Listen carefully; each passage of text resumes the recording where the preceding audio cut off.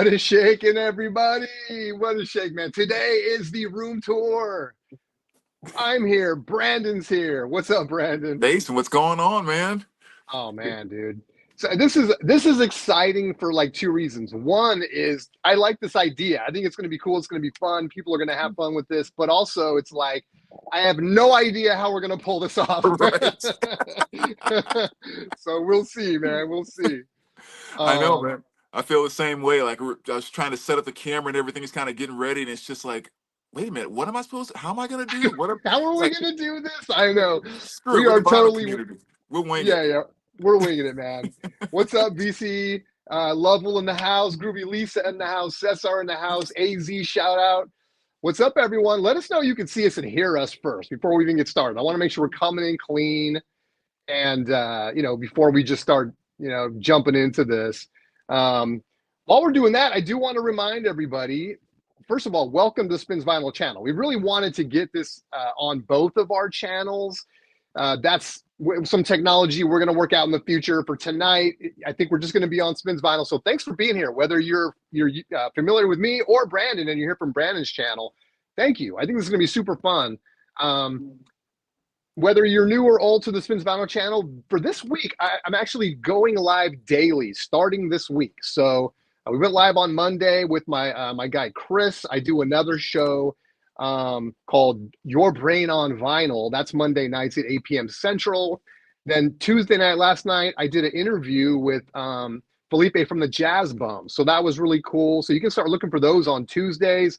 Tonight is now the slot for Brandon and I to do Turntable Tales. So I am super stoked about that. Tomorrow is the B-side of Surface Noise. So you're used to seeing Surface Noise. We're still here on that. That's going to be tomorrow. That'll be the B-side. And Friday is a little different. So it's 8 p.m. Central, Monday through Thursday. Friday, 6 p.m. Central. Reason being is I want to take you right into the Jazz Bum show. And so what's cool about that is you're going to come in here at 6 p.m. Central. We'll vibe out for an hour on jazz. And then you don't have to lift a finger. It's going to take you automatically through the magic of YouTube right into the Jazz Bum show. So I'm stoked about that. So I want to get that out of the way. Can everybody see us and hear us okay? Make some noise. Make some noise. What's up, Andy G? Hopefully. Yeah, I'm already excited, dude. I know people have already said, Brandon, greatest room, on the planet. And it's so true, dude. I am psyched. I'm already looking at David Bowie, Boy George. I mean, this is so cool, dude. Yeah, I'm definitely excited about this one, man. Because like, as long as I've been in the VC, room tours have always been my absolute favorite videos from everyone. And it's like, I don't care if you're someone that just started collecting and you got 30 records sitting in a cardboard box, or if you have just the most gigantic collection in the world and everything in between. It's just something about seeing people's musical worlds and musical lives being manifest like into the actual physical world. I love that. It's just I've always loved that. And so yeah, this is awesome, man. This is my favorite stuff. That is so well said, dude. I absolutely agree. And it's a little bit meta for me, dude, because I'll be honest, like watching your room tour over the last couple of years has been like the highlight of room tour. So this is cool that we're doing this together, man. I'm I hyped. appreciate it. Sounds like we're coming in loud and clear. Andy G, what's up? Daniel, what's up? Yeah, so let's get it. How do you want to kick this off, dude? Yeah, I said we're kind of just winging it. Like we're not over to doing an overproduction on this thing. I mean, we're gonna just kind of work the cameras however they work. So I would say let's just kind of start off with some questions from people that are kind of chiming in. Okay. Um, I guess we're kind of going around. Maybe we're not maybe doing as much of like, showing one specific artist or something like that. Maybe we have some time towards the end, but I guess just kind of more general, just questions about, like I said, kind of the musical world is what I would love to hear from people and kind of share. But whatever people want to throw out there, like go for it, man. This is for the viewers. Yeah, this is definitely for you guys, man. The whole reason to do this live, and in fact, the whole reason I'm even going live on a daily basis and trying to bring people from the VC that you're familiar with or not familiar with, just great people and to do it live is because you guys get to be a part of it. You know what I mean? Like we do games and stuff and you guys get to get involved. You guys get to ask questions. Last night, like I said, I was interviewing Felipe, and people get to chime in and be like, "Hey, ask Felipe this, ask Felipe that." And it's so cool doing it live that way. All right, Lovell saying, let's get to Brandon's Japanese pressings. Also, just real quick too, I just want to say Elliot Cruz says he did a room tour last week and got some views. So guys, go check out Elliot Cruz's room Nice. tour too, man. After you watch ours, of course. All right. Yeah, I'm kind of working off a tripod here too, guys. So we'll just kind of make it a little rough, but we'll make it nice. So Yeah, and I'll have to. if you can't see the questions, Brandon, I'll jump in, when I see something, and maybe we can communicate that way. Yeah, please do. So yeah, I'll jump right into my Japanese collection, which again is kind of right over here in my office. Um, I kind of keep everything on this wall right over here. That's really my entire Japanese collection right there. And the nice thing about me having like so much space to kind of work with, like, I have the entire basement plus kind of this huge bedroom, is I have a very, very inefficient use of space. Like I have just a few records that are taking up like tons and tons of space. And this is kind of a prime example. Um, I maybe have, I would say, what, maybe 150 Japanese pressings, something like that, maybe a tad bit more. And as you can see, it's like it's taking up an entire wall with the way I have this set up. But I like being able just to kind of isolate different genres or different pressings and stuff like that, just because it's that fun thing that we do as collectors. Um, in terms of kind of how I organize it, there's basically three sections. I mean, I just have like regular Japanese pressings, which kind of take care of the first two rows. And then over here, I go into like hard rock, metal, anything like that. So like, hard rock stuff like your Van Halen. Oh, little 1984, dude. That's my favorite. That's my favorite 80s rock album, dude. Love it. Like the Slippery When Wet, the Bon Jovi. And that kind of continues over here. And I have a small jazz and R&B section that I'm kind of working on, with stuff like, some of my Coltrane Japanese stuff. But like in the R&B section, I guess it's kind of an R&B, but stuff like Breaking Two, I don't know, Jermaine Jackson. It's just kind of stuff like that. So, so for the most part, like my Japanese stuff is I'm kind of opportunistic with it. Like I don't go seeking it out so hard, mainly because it's so freaking expensive. But just when I stumble across things here and there that I really, really love, of course, and have the opportunity to grab it, I do. And I would probably say my two favorite pieces. It's always hard to say that, but Got the love gun. yeah, the Love Gun with the Gun would definitely be one, and probably that OG Sex Pistols that I got from you that you hooked me up with. Oh yeah, I see it there. That's cool. Right on. Yeah, yeah. So that's kind of my little Japanese section right there. Just, it looks like, I mean, at least forward facing, and everything you showed so far has an obi strip. I mean, does all your Japanese pressings have obi strips for the most part? Yeah, I only have one, the White Snake Trouble, that doesn't have an obi strip, but every single other one, I won't buy a Japanese pressing unless it has the obi strip. Gotcha. Yeah, Gotcha. I totally avoid them. Very nice. Very nice. Yeah. Eric, shout out. Ivan Music Man in the house. What's up? It says Hall of Fame. I hope Love Gun is cool as hell. Thanks for showing with obi strips.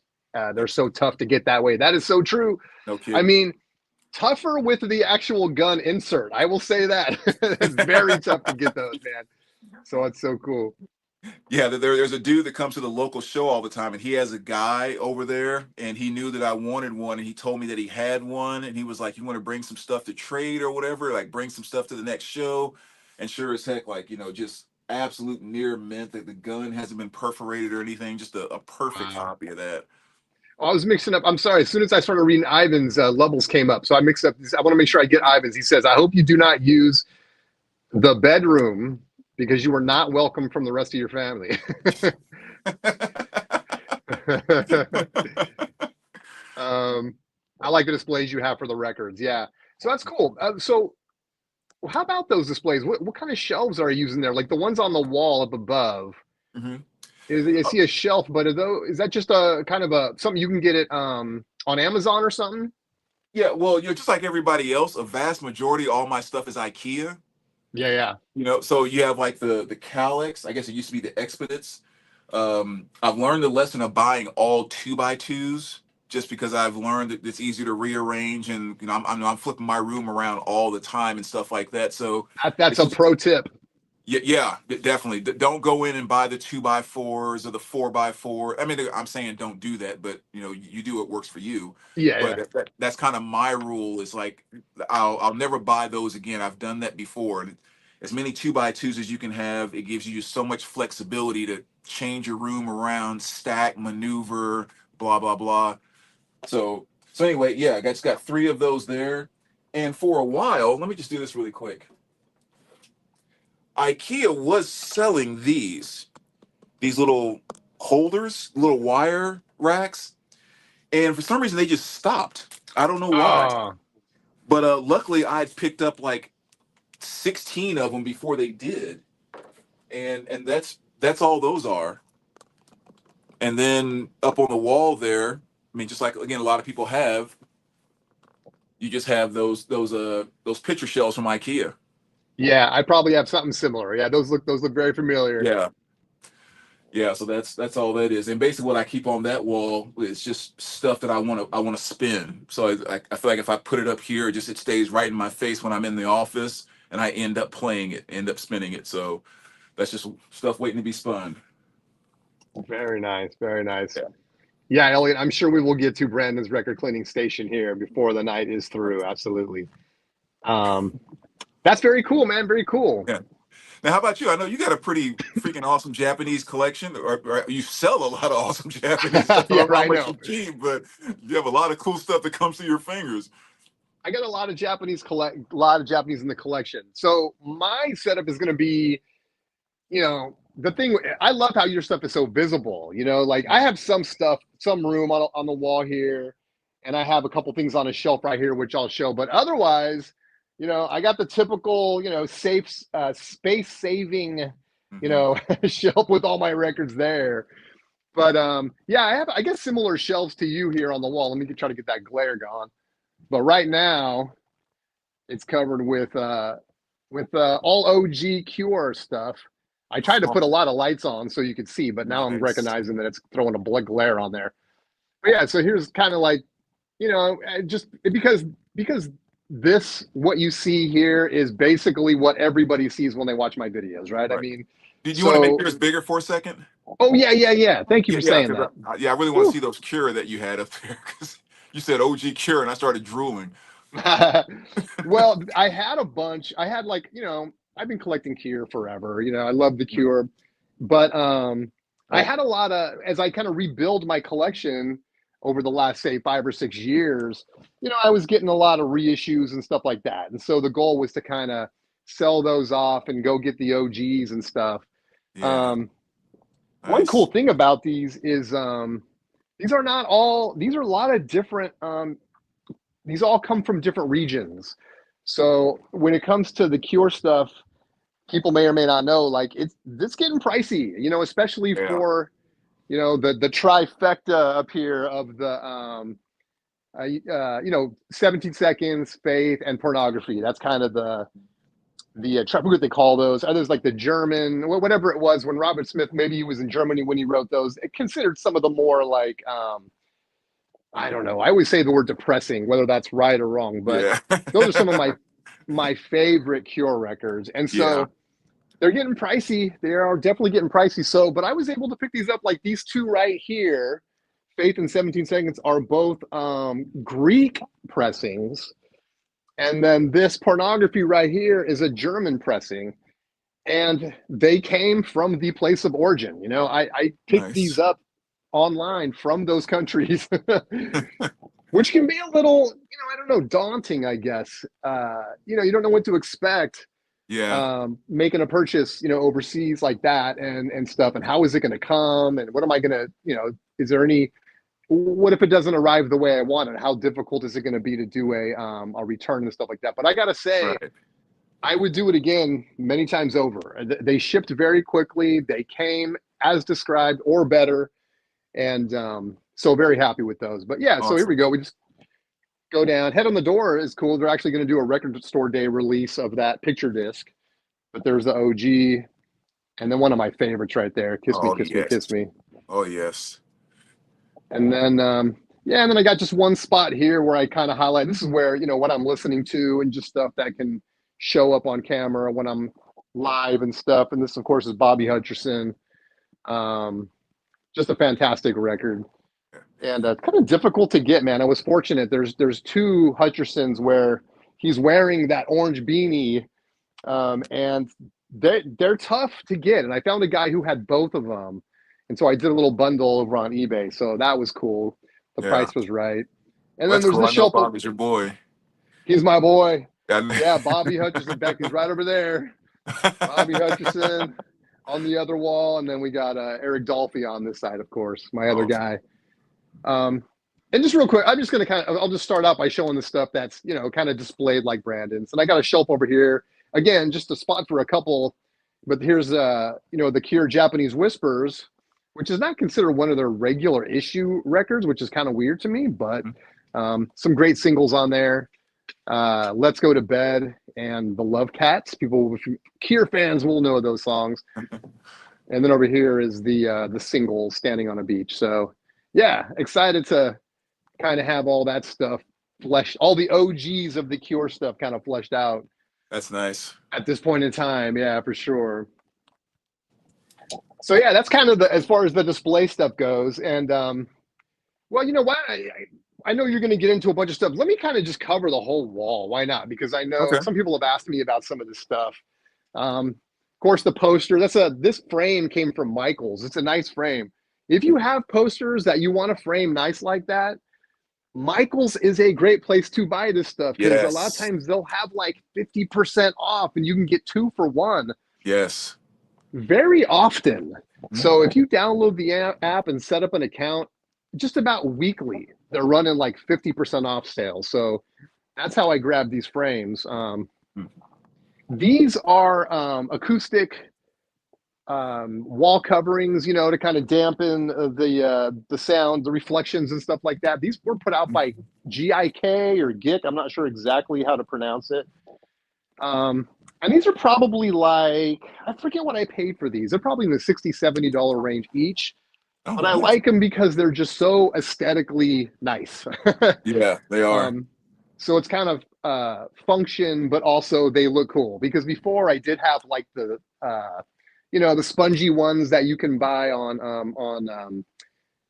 Amazon or whatever, and those are good. They're fine. They work. But I went ahead and invested in these just because I really like the way they look. And then on the side wall, I have 2. These actually light up. They're backlit frames. And so what's cool is like at night or when the lights are out, you can kind of backlight these posters. These were just kind of a little bit of Photoshop, really, these posters. I saw them online. I liked them. I have some Photoshop skills. So this is the Techniques M50 tape deck on that side. And on this side, I don't know why I chose tape decks. I just thought they were so cool looking. That is cool, man. Yeah, the TIAC 450 right there, which, if you check that out, I ended up buying one too. So I got one right there. So I have the matching poster to go with the tape deck. So yeah. That is cool. And we'll go over the system too a little bit later. But anyway, so that's the back wall that pretty much appears in all my videos. So yeah. Cool. Trying to get this technology right. All right, let me go through some of these. There's a lot of comments. Let's see. Killer Hutch, thanks, Lovell. Love those Greek pressings. I have a Talk laughing stock. Yeah. They sound good. I got to be honest. I would not steer away from Greek pressings. Let me scroll up. Man, lots of comments. Thanks, you guys. First of all, thank you everyone for being here. Trust me, we're just getting started. Let's see. I want to see Brand. Okay, we got to that. So now let's see. Make yourself big. Thank you, Cesar. We got there. Spins. Let's see those wall artworks. I dig that, Eric Dolphy. Yeah, thanks for that, man. I think I showed it. Let me give another shot of it. This is another one where I just kind of photoshopped it. It's a very famous picture of Dolphy right there, but I That's kind of awesome. made it look like the Out to Lunch record, right? So Hmm. the top of it is all, the Blue Note Out to Lunch kind of graphics and stuff. So I thought that was cool. That Um, is. Same here. Love the Kier. Nice collection. Thank you, Lovell. Out to Lunch frame posters. Nice. Thanks, Elliot. Love the Greek pressing. Germany pressing, often the Europe version. Oh, yeah, yeah, yeah. That's true, Ivan.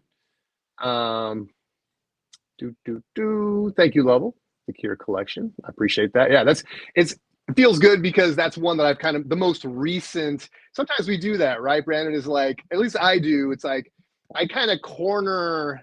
Sometimes I'll like corner one band and I'll be like, okay, now is the time. I gotta wrap up the Cure stuff, and that's kind of what I've been doing over the last couple months. So yeah, Yeah, feels good to kind of get definitely. it done.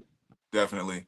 Because like you'll be out and about or just somewhere, something will come around and you'll have two pieces that you end up grabbing, and all of a sudden it sparks that fire where, oh, I gotta complete the rest of this, or so yeah, I definitely know that feeling Exactly. all too well. What's up, Concert Buddy in the house? Shout out, Concert Buddy. Brought to you Nice. by What's up, Michaels. man? Absolutely, yeah.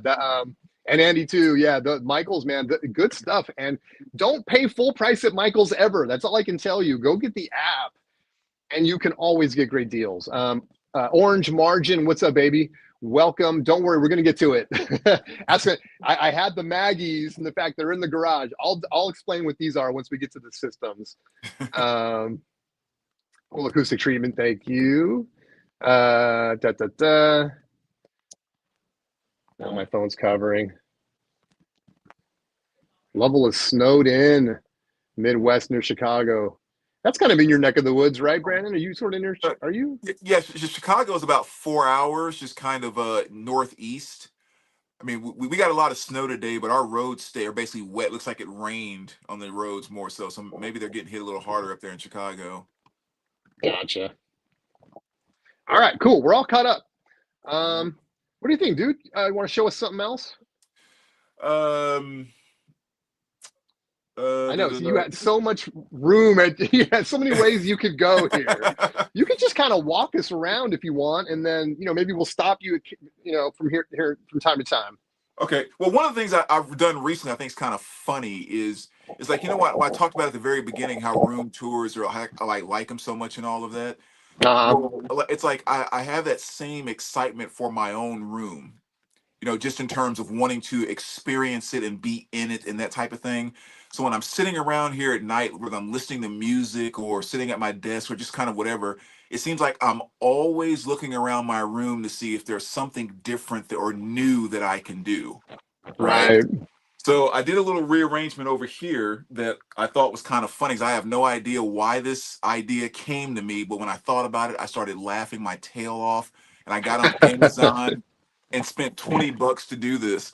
So actually, let me see if I can flip the camera here for you guys really quick without. While you're Uh, doing that, I'm going to answer Joe Slam. okay, Thanks for yeah, the sounds question, good. Joe Slam. Yeah, man, I've had this channel about 2 years. A lot of jazz. In fact, started out doing a lot of jazz, but honestly, been taking, somewhat of a break from jazz. Jazz comes and goes on my channel. And did a lot of pre-recorded stuff for like a year. And this, starting in 2024, and especially moving forward into this year, has been a lot more live streaming and stuff. So just this week, I started going to a daily format, 8 p.m. Central, Monday through Thursday, 6 p.m. Central on Fridays. Brandon and I have been doing a show together for about 3 months, maybe 4 months now, Yeah. called Turntable Tales. And definitely catch up on those. There's a playlist on my channel. So yeah, I'll be honest, I'm just going to say it, and I hope no one else is listening. I love everybody that I appear with, but Brandon, man, I love the stuff that we do together. Some of my favorite stuff to do, dude. Some great stuff on that playlist, so check that out. So yeah, I love all kinds of music. Well, I'll show some of it today. 60s, 70s rock, 80s is kind of my that's my childhoods. 80s hip hop, 80s alternative, 80s rock, and then jazz. So that's kind of the thing for me. That's kind of, and that's a lot of the stuff that, because Brandon and I are close to the same age, we identify with a lot of the stuff we grew up with. And that's a Right. lot of the stuff we talk about Right. on Turntable Tales, which, by the way, it's going to be a live stream every Wednesday. every Wednesday that we can do it, but the goal is to do as many Wednesdays as we can. So yeah, Yeah. thanks for the question, Joe. I hope that answers your question.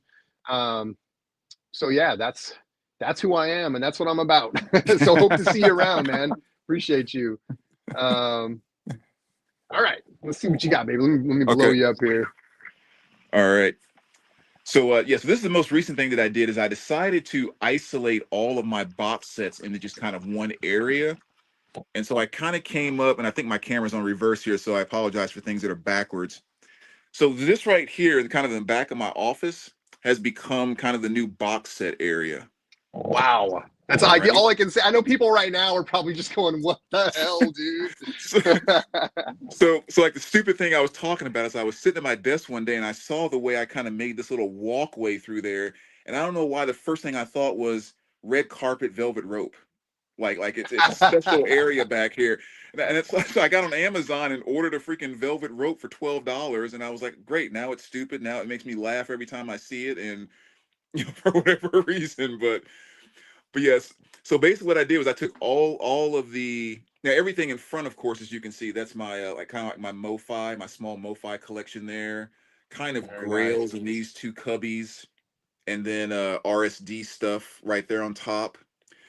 But then, like as soon as you step into here, everything back here is strictly all of my box sets. Oh, we're getting behind the red velvet Yeah, rope, guys. yeah, you're in the VIP now. So, so what I basically have done here is, if you look at all the box sets that are on top, like everything you see in frame right there, those are box sets that still have all the albums inside. Basically, those are all sealed. Those are sealed box sets, Wow. right?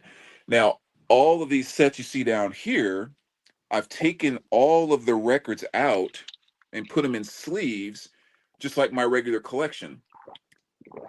And what I found is that this just I spin stuff out of my box sets a lot more because I guess on some subconscious level, when you have to go to the box set and pull it out and open it up and blah blah blah, it's a little more work. And I just kind of found I wasn't naturally going to pull stuff out of my box sets to spin, especially with stuff like these Bowie box sets that are just kind of not hard to access, but you kind of know what I mean. But now, just with having all the Bowie stuff sitting right here, it's easy just to dive right in and figure out what Bowie you want to spin. Again, sorry, everything's backwards, guys, and it's just a nice, clean access there. Wow, it looks great.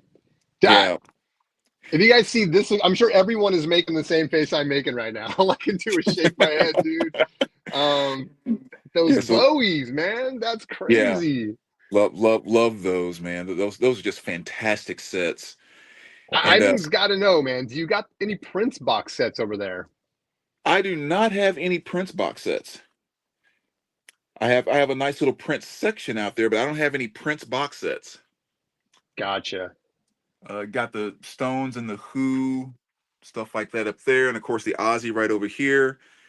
And then off to the side here, again, I'm seeing it reversed here, so I'm sorry, guys. These are all of my homemade box sets. So yeah, these are all the ones where I just kind of find those old beat up carrying cases at shows and stuff like that are like $8-10, and I just like bring them home and decorate them and kind of make my own box sets out of them. Oh man, dude, Yeah. so freaking cool. So that's like you see the Motley Crue in there, of course, the Van Halen, the Black Sabbath, all the little beads are falling off my Kiss one down there. Oh, you have the beads on there. I only one I've seen you pulled out the Van Halen one, but now the Yeah, Depeche Mode is catching my eye, and the Black Sabbath. That's yeah, crazy. yeah, and it's just where I just keep that collection. So and that's the Rob Zombie White Zombie one right down there, and then only other one would be the Rush one that I made there. And so then all CD box sets, just kind of on this little shelf right here. And then if you turn on the back side of these, this is where I keep my CD long boxes. Oh, that is cool, dude. Yeah. So I just kind of Do made you have this the like a Hendrix little one? Did I see the Hendrix long box over there? uh Or? yeah. It's just right over, yeah, the Hendrix one's right there. I used to have that back in the day, man. That's cool. Yeah. As well as the vinyl one right over there as well. Wow. Yeah, so that was just an idea I had one day, just about I'm just gonna put all my box sets just kind of back here in this corner and just make like a little box set section. But those are the thoughts that are just always going through my mind about different ways to rearrange and enjoy my collection. I mean, it's jaw dropping, dude. The level of detail and the fact, what I love too is that you have so much fun with it. You know what I mean? It's not like you just Yes. have rows and rows of boxes over there, man. Like you really curated that spot. The whole velvet rope thing and just your custom made boxes. I think I speak for everyone, dude. It's like it just adds so much to it, a personal touch that is so cool, man. I appreciate it, man. I appreciate it. Man, I'll be honest with you guys. When we first came online before I hit the stream button, I was like, "Hey, man, you mind if I go first? Because I don't, it's kind of like having to follow Jimi Hendrix over here or something. It's like, he shows something like that, and then I'm gonna be like, okay, guys, well, here's my." No, no, no, but man, that's awesome, dude. Very, very awesome. Thanks. Yeah, it's fun, man. And again, it's like I know there's been times like long before the VC was kind of a big thing or whatever, when I was in just kind of one little tiny bedroom that could barely even hold a full size bed. Yeah. And like I said, even back then, I was doing the same thing. It was like I was always just wanting to shuffle things around and do it different and just make myself feel or experience something different every time I came in that door. And I have just always done that. And it's just it's another way to really take in and enjoy your collection. Again, no matter what size or whatever it is, you can do that. You can flip the art and all that stuff all the time. So cool, man. So cool. Yeah. Yeah, I just got to share some of these comments, man. Concert buddy, no skips in the champagne room. Cesar, is this Amoeba Records I'm watching, or is this Brandon's pad? I know. I think I left that comment, or I don't remember what it was. I said something like that in a video. I was like, "Yeah, Brandon lives in a record store, man." Yeah, we asked about the Prince box sets. This is better than Amoeba says, Concert buddy. Um, yes, Cesar says a lot better curated. I was just at Amoeba in SoCal. I grew up in the Bay Area, so I was frequently, as all the way from a little kid growing up, going to Amoeba both in Berkeley and San Francisco, but I never made it to SoCal. Well, I just took a trip down there and I hit up Amoeba, and you're right. Brandon's room is way better curated. um, all killer, no filler, nice Black Sabbath purple box. Love the homemade boxes. I agree, Ivan. So Appreciate cool. it. Just unbelievable, Brandon. Impressive, says Andy G. This is like Disneyland for us. Can I pre-order my ticket to go to Brandon's house? Some says Cesar. Anytime, man. I don't think he's on the map. I think he's incognito. He lives like in the Bat Cave or something. Level says cool rush box set. Um, A Ryan, shout out the long boxes. Absolutely. Um, yeah, curious about the system, Andy G. Of course, we are definitely going to get there. We're going to get to all of it. Yeah. I fully expect a post RSD gathering at Brandon's this year, says Concert Buddy. Well, good luck with that. So awesome, actually. That does I sound love cool. it. How many times have you moved the entire collection? Orange Margin wants to know. Have I moved the entire collection? Have you moved it, and if so, how many times? Oh my gosh.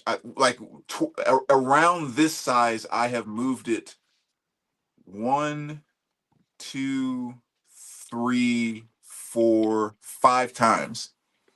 Wow. But as I got towards the last couple, though, I think I got a little bit smarter, especially since most of the moves were local. And so what I do now is, if I do end up moving, we know about the U-Haul boxes, and all that, the small box, how well they fit vinyl. I have a ton of those that I just keep and use each time. I just fill all those things up, and I put all the empty shelves and everything, and I set it all over in a corner, and I hire a moving company just to move the vinyl collection. It's it's like I don't blame I'm you, dude. right. It's like I'm not going to pay you $150 an hour to move dishes and stuff like that. Like, so the rest of my house, I'll do like a regular move. I'll rent a truck or get friends and we'll move it like normal. But I'll hire a moving company to come grab all of the vinyl, all the shelves, They move it across town. It maybe takes 2 hours, 3 hours. $300, $350. It is so worth it. It's so worth it. That's another pro tip right there. Right. The last two times I moved, I've done that, and it's been no issue moving the collection at all. No breaking work, and I'm right there to kind of monitor them picking it up and taking it out. So it works good. I love that. Guys, cover your ears. I have a cold, and I don't have there's no way to mute myself right now. So I'm sorry. I'm trying to get over the stupid cough. What's the chance, Brandon? I am McLovin wants to know. Welcome, McLovin. Good to see you. That the Godsmack will come out at 1,000 HP on vinyl from their website. Do you have that? I have the original pressing that they put out. With what they've been doing, I assume they'll do it again. Yeah. I mean, they've kind of been on a little roll here. They've kind of been churning things out left and right after not doing stuff for so long. Yeah. So I would assume they would do that. The one I question is the Oracle. I don't know if I'm kind of wondering if they'll go as far as to put that out on vinyl, but I really can't see them not doing 1,000 horsepower. Yeah. Cool. Yeah. Melinda is in the house. What's up, Melinda? Shout out, Melinda. Good to see you. Good to see everybody. By the way, so real quick, this is a good break in the action again. We're going to keep going. We got more room tour to show. We're going to show the systems. We're going to show, Brandon's going to show the cleaning station and all that stuff. But if you are here from another channel and you have no idea who you're looking at right now, my name is Jason. Spins Vinyl is my channel. I've been doing this about 2 years. Brandon and I have crossed paths a couple times in the past, but in the recent months, we put together a little show we've been doing called Turntable Tales. It's been, for the most part, pre-recorded and stuff, and you can catch those episodes in a playlist on my channel. But exciting news is that we're going to start going live every Wednesday now, so you can catch us live, which I think to me that's way more fun, right? You're going to be able to pick our brains in real time, and we're just going to talk about some really fun stuff. So, right. So that's what I'm doing here. So. Joe Slam says, please show the love to CDs. I think he did. He showed a CD wall, man. It looked really good in some box sets too. And I don't know if there's more to come, Brandon, but yeah, I mean, I definitely have kind of a CD section back in the other room. So I mean, I'm one that I love all the formats: CDs, cassettes, vinyl. I think it's all fantastic. Yeah.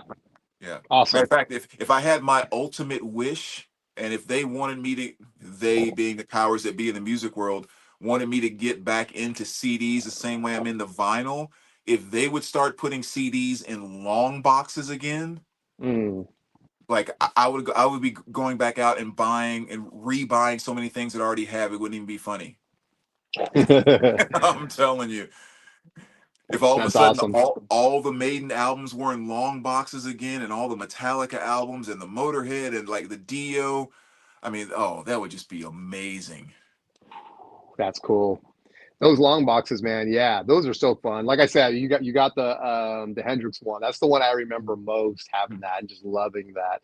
And what's great about some of that stuff is that it's going to have alternative tracks, and in a lot of ways, that was the first time we got to hear a lot of that stuff, because we were sort of limited having that stuff on vinyl. But then, like, all of a sudden, all this new stuff's coming out by Hendrix and many others on CD and stuff. So that was kind of the first time we got to hear a lot of that. Yeah, and when I'm talking about long boxes, I'm talking about the artwork that they used to put when you bought just a regular single CD. Right. Okay, I gotcha. Yeah, not just the box sets, but you're talking about the long box. Yeah. Right. Just because like it had the basically just like kind of like vinyl, it had the big gigantic artwork in it. Yeah. I don't know. To me, it's just like if they would do that again, it gives us music nuts here that like to actually own music stuff. Yep. It's like one more batch of stuff that we have to have. Yep. But like I said, you're gonna have all of the Maiden covers, all of the Slayer covers on. It's like I'm gonna have to have it. That's got to be hard to come by now, right? That OG stuff. I mean, I imagine so much of that was just destroyed, right? Yeah, people just toss that stuff, and if you do happen to find them, they cost a freaking fortune. What few you could ever stumble across anyway. Yeah. But what kind of reaction? This is a great question by Elliot. I always wonder this, but especially in your case, Brandon, Elliot wants to know, what kind of reaction do you get when someone that isn't into vinyl comes over and sees your room? Are they kind of like, what is this? What are you doing? Oh. The reaction is kind of one of the best parts. There's two things that I like about it. We do some dog sitting, so we have people that bring their dogs over all the time that we've never met before and all of that. So I've had a number of times over the years that people that have just kind of walked into the room that aren't into any type of tangible music. And the two things that I love so much is, of course, like the initial just kind of, holy cow, Yeah, this is insane. And that's fun just because you see the energy. But the part that I really like is when I tell them, like, hey, just flip through, just kind of look through things. You can touch, it's no, and when they start getting into all the, oh my gosh, I remember when, that is when it gets really good. And all of a sudden, people that you don't really know that well outside of just regular pleasantries, they're sharing high school stories. They're sharing, and like all of a sudden, you guys are doing this. That yep. that is the awesome part, man. Love that. I love how you put that, and you really kind of turned it around for me. It was like, and we all, I'm sure a lot of us that have, records or even just some records in a space, are going to get some kind of reaction from people that don't collect. Oftentimes I get the whole like, have you listened to all these? How do you listen to all these? If you've already heard them, why do you still have them? Why do you have vinyl and when you can stream it? I get that kind of reaction, but you put a nice little slant on it, and that's cool, man. That's cool. That people come in, and yeah, you're right. It's almost like being in a toy store and seeing your childhood again, probably for a lot of people, right? They're like, Yeah. oh, Van Halen or whatever. Right. Yeah, Right. And it's cool because it's so pure with them, because to them it's not about, oh, that's an OG white label promo, blah. It's exactly. all that is the song that my girlfriends and I used to just have a blast with my sophomore year. That's all. It's nothing more, nothing less. And it's just, there's something just kind of pure about it that I love. I love that. Yeah. Which, by the way, guys, if you are new here and you haven't caught the other past turntable tales episodes that are me and Brandon co-host those. What he's saying right now is basically every episode we do. It's Right. like we're just little kids talking about music from our youth and stuff like that. So really fun stuff.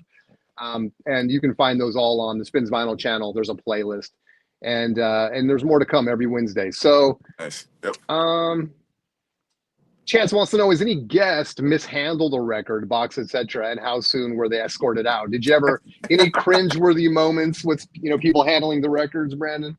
Never had anything like that. In most cases, I have to tell people it's okay to touch. Like Yeah, they automatically see it as a collection, and I guess in their mind, collection means like hands off, don't.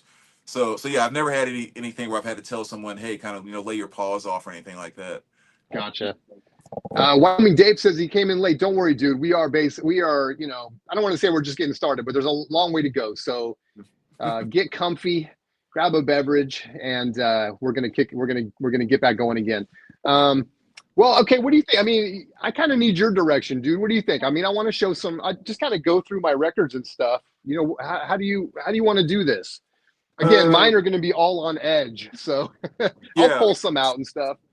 yeah. I mean, I don't know. Do you want to do like some favorites out of the collection, or like if people want to see some Okay. lo-fi or some of your favorite Japanese? I mean, what are people kind of? What do you guys want to see?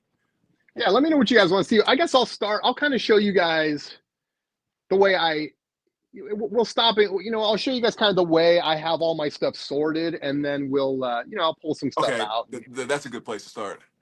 Some of my, I don't know, noteworthy stuff I focus on. So I kind of, it starts out with the 80s. So we got 80s right here. 80s is going to go for the first couple of boxes here. And I kind of have it separated. The first two cubes are going to be basically alternative, or what we used to call modern rock. And so it's going to be your Adam Ants, which is, I got, basically all the Adam Ant is here. And I don't want to say I'm a completionist, but all the stuff that's 80s that I listened to as a kid, I try to pick them up from my favorite bands. So B-52s are here, and so all the B-52s are going to be accounted for. And then we got some, onesie twosie stuff. Depeche Mode is another one. Love Depeche, so got to have Nice. the Depeche Mode section here. I'm trying to do this one-handed. This is gonna have to come back and clean all this up later.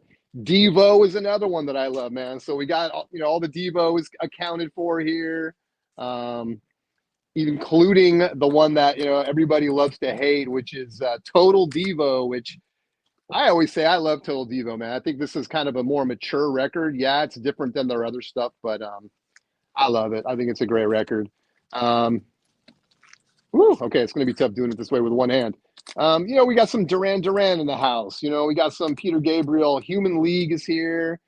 So here's a Japanese press. We got the Iron Maiden here with the Obi Nice. strip. Peace of Nice. Mind. Just a beautiful. I don't have to tell Brandon. We That did a is. whole episode on it. With Iron Maiden just the visuals on the covers are worth the price of admission. Mm. And of course, I got to have the Journey, man. I'm a huge fan of Journey. Yeah, anything with Steve Perry on it, I got it. And here's the first one, Infinity, which is probably my favorite one, man. I love Infinity. So got all the Journey covered. Let's see what else would be interesting. I just picked this up. So I didn't get much when I was in SoCal over in Amoeba, but I got a UK pressing of Complete Madness, and I love Madness. Um, pop ska, I guess is the best way to say it. And everyone knows Our House Hmm. in the middle of the street. So that's Madness. So I had to pick that up, which incidentally is not on that record because it came out the next year. So, but it's got all their early stuff. Of course, we got some Madonna in the house. All the early Madonnas here. So like, here's a nice New Order Substance right there, Very 1987. It's an nice. OG UK pressing right there. That was off one of the holy moly walls in my area, so I had to snag that when I saw it. What else? We got some Aussies. The Rush is here. I love Rush. Scorpions is here. Susie's another one. Oh, here's one. I like if you guys are familiar with 66 Sputnik. If Yeah. you like Ferris Bueller's Day Off, um, which incidentally didn't get a soundtrack on Wax. I know they have like a bootleg or something, Hmm. but I don't think Yeah, they ever that's did a true. regular issue Ferris Bueller's what do you call it? Soundtrack. Record. Yeah, soundtrack Yeah. on Wax. I don't think.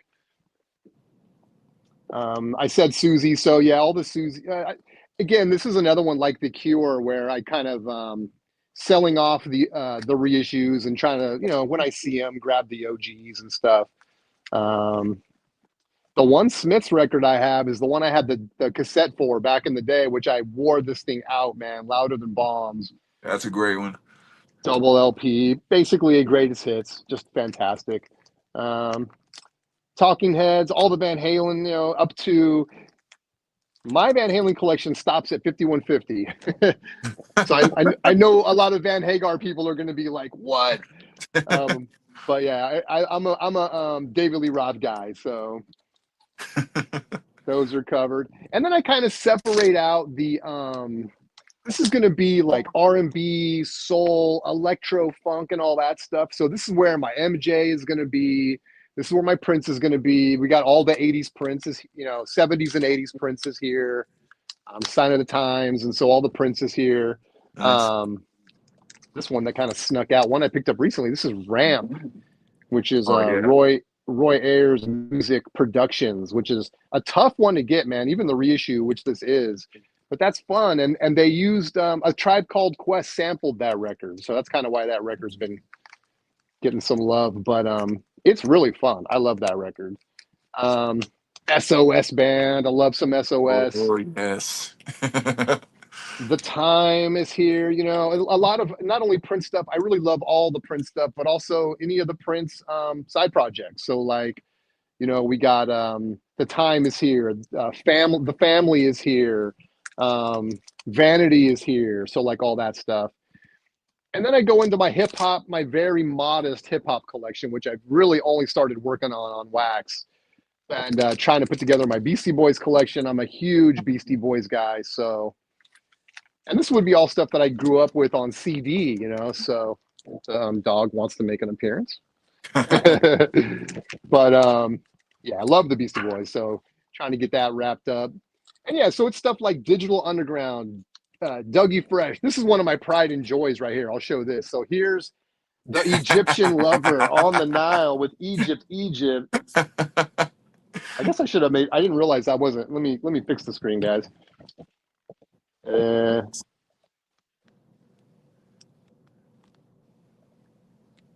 yeah, we're flying by the seat of our pants here. Okay, but here's what's cool. A little bonus. So yeah, we got Egyptian Lover on the Nile right there, but he was selling on his on Instagram drawings signed. Oh, So this is cool. this Egyptian Lover's artwork right here, Nice. and he's got a signature on it. So that was cool. I picked one of those up, and incidentally, my one sort of if I could what do you want to say? Pap, I don't know what you want to say, but Egyptian Lover follows the Spins Vinyl Instagram page. So yeah, that's kind of my claim to fame right there. So then we go into 80s soundtracks, and then we go into jazz. So the whole rest of this is going to be jazz. So it starts right here with my guy Count Basie, all the Count Basies here, and then just goes along, and then this is all jazz on the bottom. Wow. And I don't know how much detail people want to get into. I can show this stuff, but a lot of the jazz is going to be Japanese pressings. There's some Obi strips and stuff in here. I'm not someone that has to have That's the awesome. Obi. I like to have it. But yeah, Tone Poets, classic series, Japanese pressings. To be honest, not a ton of OGs. I do have a nice little Out to Lunch. This is my favorite jazz album. That is a second pressing of Nice. Out to Lunch right there. And then I also have the Music Matters pressing, um, double 45 RPM. So it's the one record, dude, that I have multiple copies of. So Nice. even though I do have a modest collection, in terms of, I don't have thousands of records. I don't have any duplicates. So it's like these are all just, one-offs and a lot of stuff that I grew up with. So yeah, that's it, man. The That's '80s cool. going, alternative, going into R&B and stuff, going into hip hop, and then we start the jazz and jazz all the way down. So that's. I'll jump over to the next. I got more over here, which I'll get into, but we'll do that after I take a breath Cool. and let you. Okay, so we're talking about organizing here, right? So I tell you what, let me jump over here. So that kind of leaves the office and goes out to the main room. And again, I'll try to work the camera as good as I can here. So the first section for me right over here, this is my metal section. So actually it really starts kind of here where you have I tend to get very picky about my genres, and there's some things that I put in the genres that other people don't think belong in those genres and all of that. And like I said, my attitude has just always been if your collection is organized where you can find what you're looking for, then it's organized right. And so like for me, I start off here with are you good there? Sorry, sorry about that. I lost you, and then my headphones disconnected. So I think Oh, we're okay. good now. Okay. So we start off here with my hard rock section, and so hard rock for me is stuff like Airborne, maybe getting like some Alice Cooper stuff. Um, what else? The Darkness, like Three Doors Down, Hagar, Bon Jovi. Even stuff like White Line and things like that. Like to me, that stuff is again like hard rock. A couple of individual artists where I have like an individual divider for them, like my Danzig collection, and then Guns N' Roses. Then the next section is grunge and hard alternative. So that's going to be things like Power Man 5000. Oh, dude, show that Power Man. I've never seen Oh, that on wax. That's oh yeah, cool. it's actually really cool VCLT that I received. So that's kind of awesome. This is what Uh, it's like when worlds collide. exactly. Love that one. Love that song. Little Blink, Bush, what other kind of stuff? Candlebox, Clutch, even Creed. Damn right, I love me some Creed. Fuel. So that's the kind of stuff I consider to be like hard alternative slash grunge. Like again, Faith No More falls into that for me, and I know it doesn't for a lot of people. Days of the New, uh, Papa Roach. So things of that nature. Then there's another tab with kind of Alice in Chains, and this kind of just some more of the individual artists. Your Nirvana, Pearl Jam, System of a Down, Korn, Stone Temple Pilots, Smashing Pumpkins, Shine Down, and not to go too far in everything else. So glam and hair metal then starts, and that's kind of going through here. And you have separated out Rat, Skid Row, Twisted Sister, Striper, and then we just kind of twist right over to this section, and this is where we kind of go into the metal slash glam ladies. You know, so like the Leather Angels, Arch Enemy, where the lead singer's female. You know, Lita Ford, that type of stuff, and then it's just kind of metal from that point forward, with other individual artists pulled out, going into like, you know, Accept, Anthrax, as you can kind of see here, King Diamond, Dio, Gojira, Maiden, Metallica, kind of on and on there. Overkill, Judas Priest, Wow. Plasmatics, Black Sabbath, and so forth. Wow. So yeah, so that's kind of, excuse me guys, again, I'm trying to work the tripod there. So that's kind of the little metal section there. On the opposite side, right across from it, Well, dude, sits. show us a couple. I mean, I know you look at this stuff every day, but I'm sure everyone's like, man. But I'd love to see the guitar stuff you have on the wall, and then also show us that Oh, Smash Mouth frame you got too with the CD. Smash Mouth frame. Is that what I saw? No, I'm Uh, just not. I said oh, Smash Mouth. I Godsmack. meant right. Okay, gotcha. Yeah, these are just kind of some 3D art that a guy that used to come into our shop, he would make them at home and bring them into the shop, and we would sell them. And I would just kind of pick some up sometimes, but it's just kind of like the guitars, and you can maybe see from the side there. Hope I'm getting a good shot. They're kind of raised off of the Oh, okay. I didn't surface. realize they were. Okay, cool. Yeah, so it's 3D art, and yeah, it's just you can see the cool guitar players there: the Kiss, Pantera, Randy, Zach, and so Show us that forth. Iron Maiden head too, man. That oh the that's one I'm working on actually, Or is that a Rattlehead from Megadeth. Megadeth? Yeah, Right. it's so funny you were talking about the frames earlier. I was walking through Michael's to get a frame, and they had this Halloween stuff last year that they were getting rid of, and I saw this thing and I was like, that looks just like Rattlehead. And I was like, I'm gonna find some chains. I'm gonna find it. So I'm just kind of like gradually putting it together. But eventually, I have my own little little Rattlehead there. And are those ones in the top row signed? Yeah, any vinyl that's on the wall is in a frame is signed. So you Wow. got Death. Look at the glare there. Death Angel, Metal Church, Overkill, Testament, Kitty, and then my signed copy of the Melvin Houdini That over is there. awesome. Yeah, and then this is kind of my little, I guess you can say, Godsmack tribute wall, if you want to call it that. But it's just kind of all my Godsmack stuff. So That's awesome. yeah, Wow. yeah. So that's kind of like I said. That's where the metal hard rock section is, and then right across from that, again, sorry guys, this is where you have hip hop. You know, so I basically have that in two sections: old school, kind of I guess new school or regular hip hop, and then some of the individual artists that are separated out. And my Walmart exclusives, I keep those in a separate section right over there. And if you move over here into kind of the main part of the room, I guess kind of the other two sections I'll show is this wall right here, which as you can see kind of streams from there all the way down there. That's just kind of all of your basic, you know, hard rock or just rock and so forth, starting from the 60s at the very end and just working its way all the way down to the 2000s, 90s and 2000s down here. So specifically as far as sections that I break it out into, uh, kind of 60s and 70s, as you can see there. I don't have a ton of stuff I put kind of in the 60s period, but this kind of takes you to the 70s, 60s, 70s ladies, and then you have a folk section, 70s soft rock and disco, and then, you know, progressive rock where you have, you know, your Genesis and, you know, kind of all your classic stuff there. So you've Uh, really kind of got this all set up.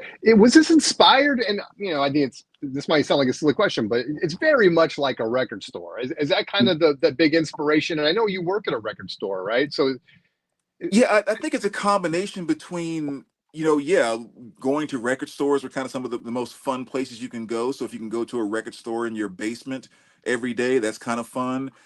Yeah. And I also found that usually when I listen to music, oftentimes maybe I won't even say that. There's just something weird about doing everything from A to Z for me. It's Okay. just like I don't want my I don't know what you might say, but like I don't want my folk records right next to my metal records, right next to my 80s alternative records. It's something about that is weird to me. So I absolutely don't like it. I don't want my Joan Baez sitting right beside my Black Sabbath. I don't know. Gotcha. It's weird. So it has something to do with that too. Um, and then, like I said, a small garage rock section right here, and then just kind of going into classic rock. Again, like your Blue Oyster Cult and I don't know, even some stuff again that I label as classic rock. Newer band, but Greta Van Fleet. I think they sound like Zeppelin. I think they sound very classic rock, so that's where I put them. Free, MC5, Ted Nugent, it's all kind of stuff, Steppenwolf and so forth. And then 80s new wave starts, kind of getting into some of the stuff you were just showing a little while ago. Um, stuff like Baltimora there, Oingo Boingo, um, Pet Shop Boys, what other type of stuff in here? Echo and the Bunnymen, Culture Club, and just all that great stuff you expect from the 80s. Oh, there we go. That's a great record. Psychedelic Furs, Hmm. um, Johnny Hates Jazz.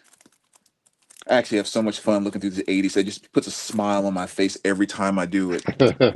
Human League, and kind of continuing their 80s ladies new wave, because the next section. So now you have all your Bananarama, your Berlin, um, the Flirts, Motels, the Waitresses, stuff like that.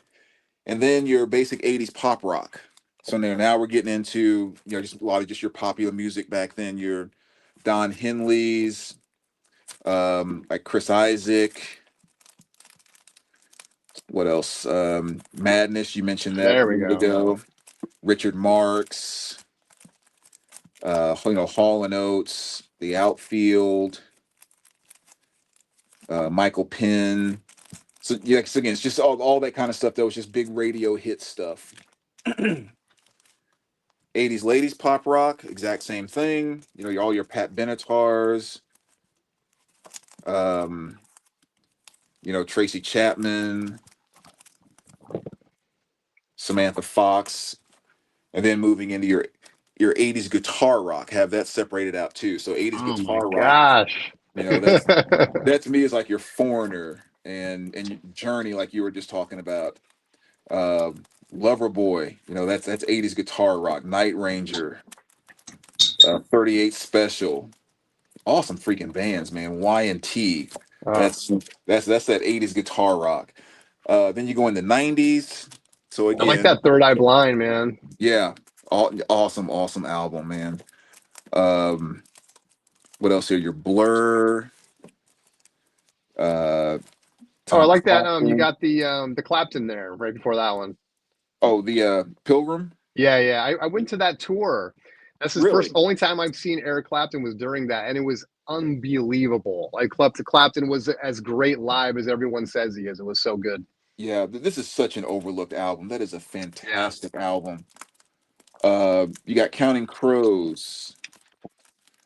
What else do you have in here? Filter. Oh, it's another great one. How about Little Right Said Fred? Yeah, there we go. Love it. Sound our Savage Garden. So just kind of all that 90s stuff. Blind Melon, Oasis, Red Hot Chili Peppers, and so forth. And then going Well, into let's before you get too far. I do want to let me catch up because I've been ignoring the comments for a bit. Let's oh, just I don't okay. want make sure that people we don't get too ahead of everybody. Yeah, I have kind of Um, just yapping here. No, no, it's all good. I want to make sure I acknowledge everyone. So Joe Slam asked me, and I'm going to cover some of the stuff from what I was showing too, because I didn't cover any of that. Do you like modern jazz such as Chris Body, Rick Braun, and Jeff Lorber? I do like some new jazz. I'm not as knowledgeable on it. I did get to see the we went and saw beginning of last year. The Blue Note Quintet was in our area, and so we got to Mhm. see that. That was phenomenal. Some great stuff there.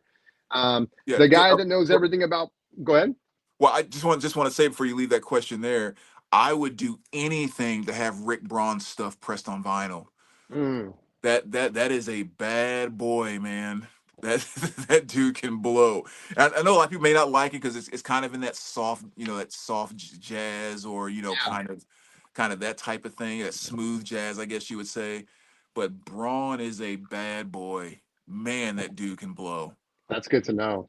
Yeah, Kendrick Scott is a guy that I fell in love with because he's part of the quintet, the Blue Note Quintet, plays drums, and he's unbelievable. And he's had some records pressed on Blue Note. The guy that knows everything about modern jazz and who I really learn from and kind of depend on to shoot me messages like, "Hey, check this out," is Felipe with the Jazz Bums. He was on last night, so you can check out my interview with him. I just interviewed him last night, so when we are done here, go back and check that out because he talks about some of that stuff. And then we also break down the 2025 Classic Series, and he gives his thoughts on that. So that's really cool.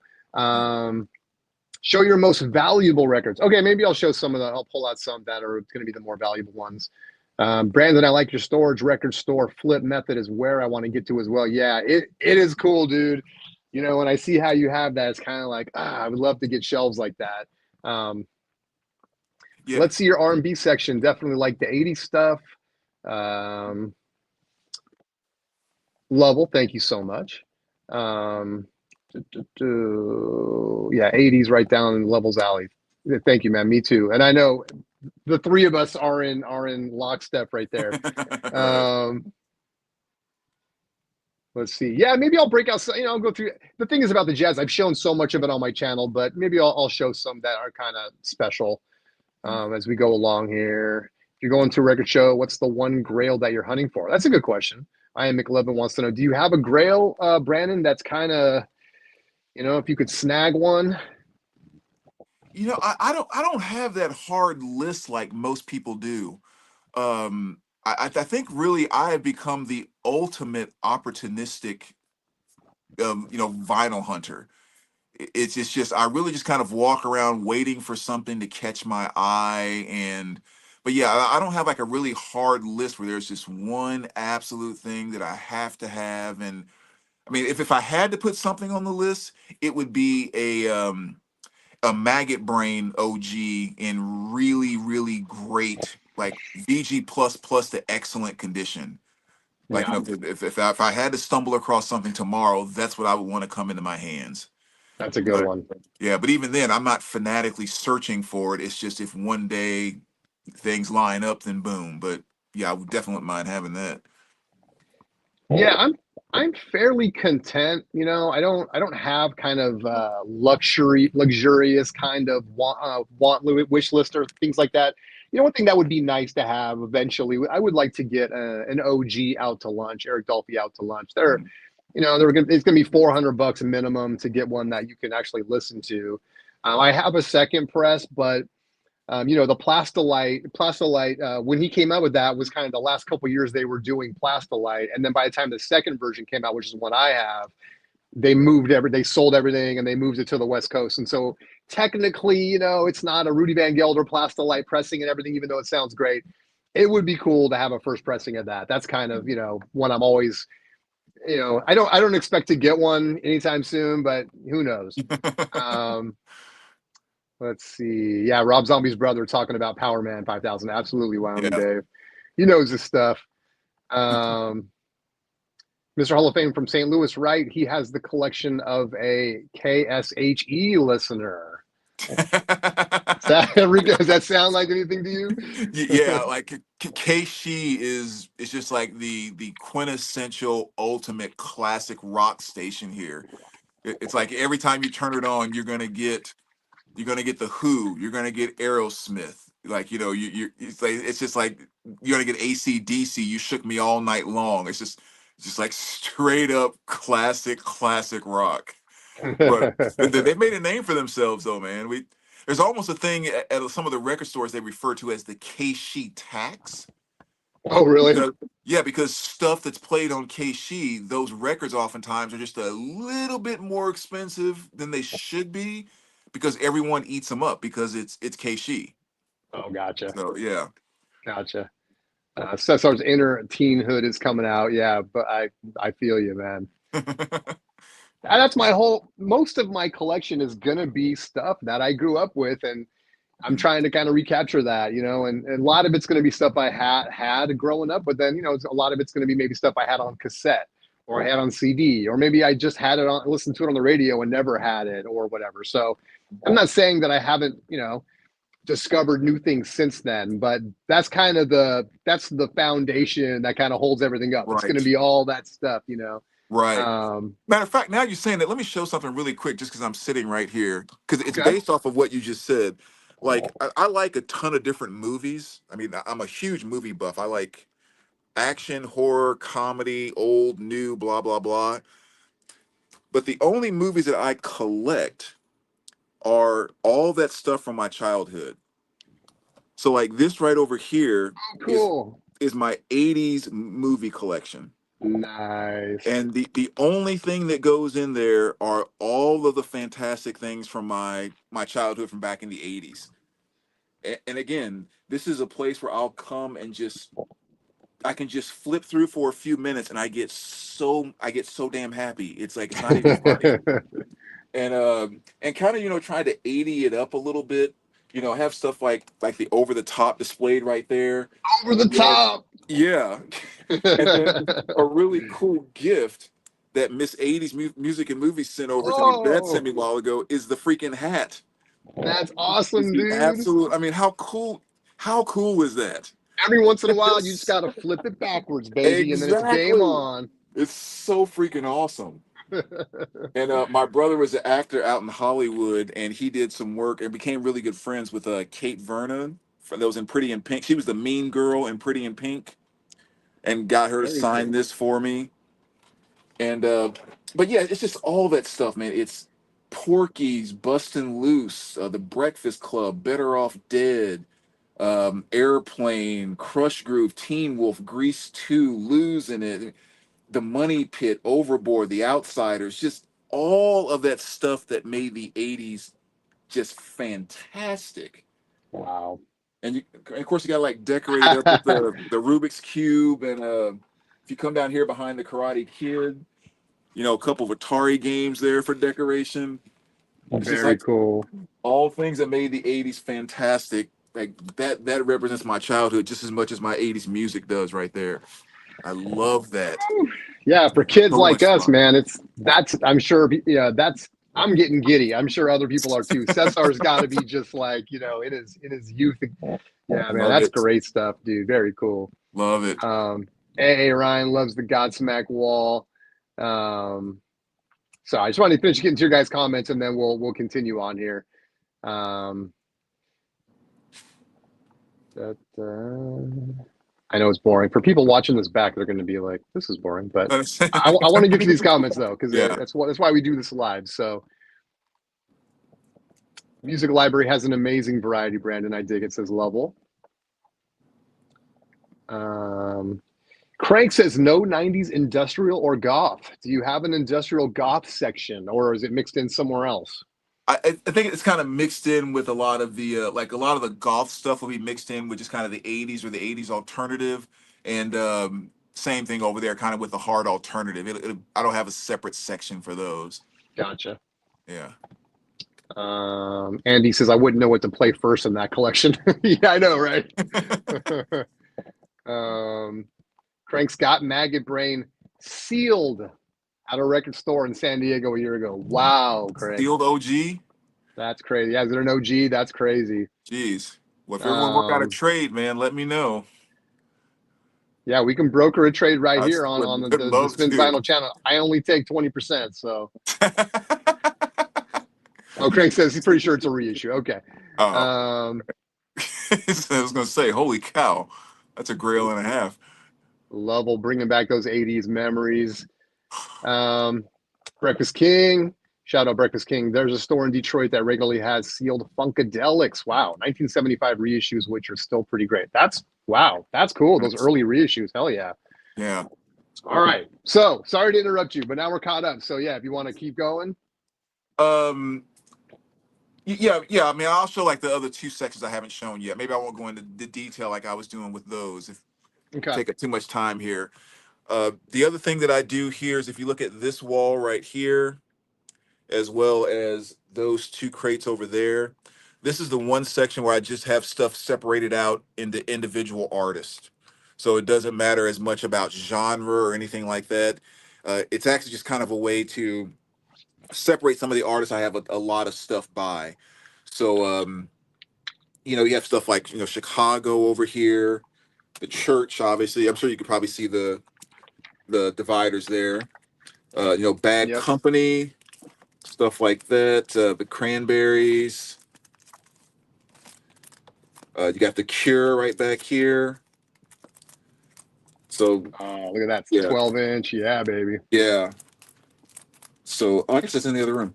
Okay, Joy Division, The War on Drugs, Duran Duran, including a lot of Duran Duran's kind of more recent stuff, so to speak, that I think doesn't get a lot of love, but it's really good stuff. I'm sorry, the glare's kind of hitting it.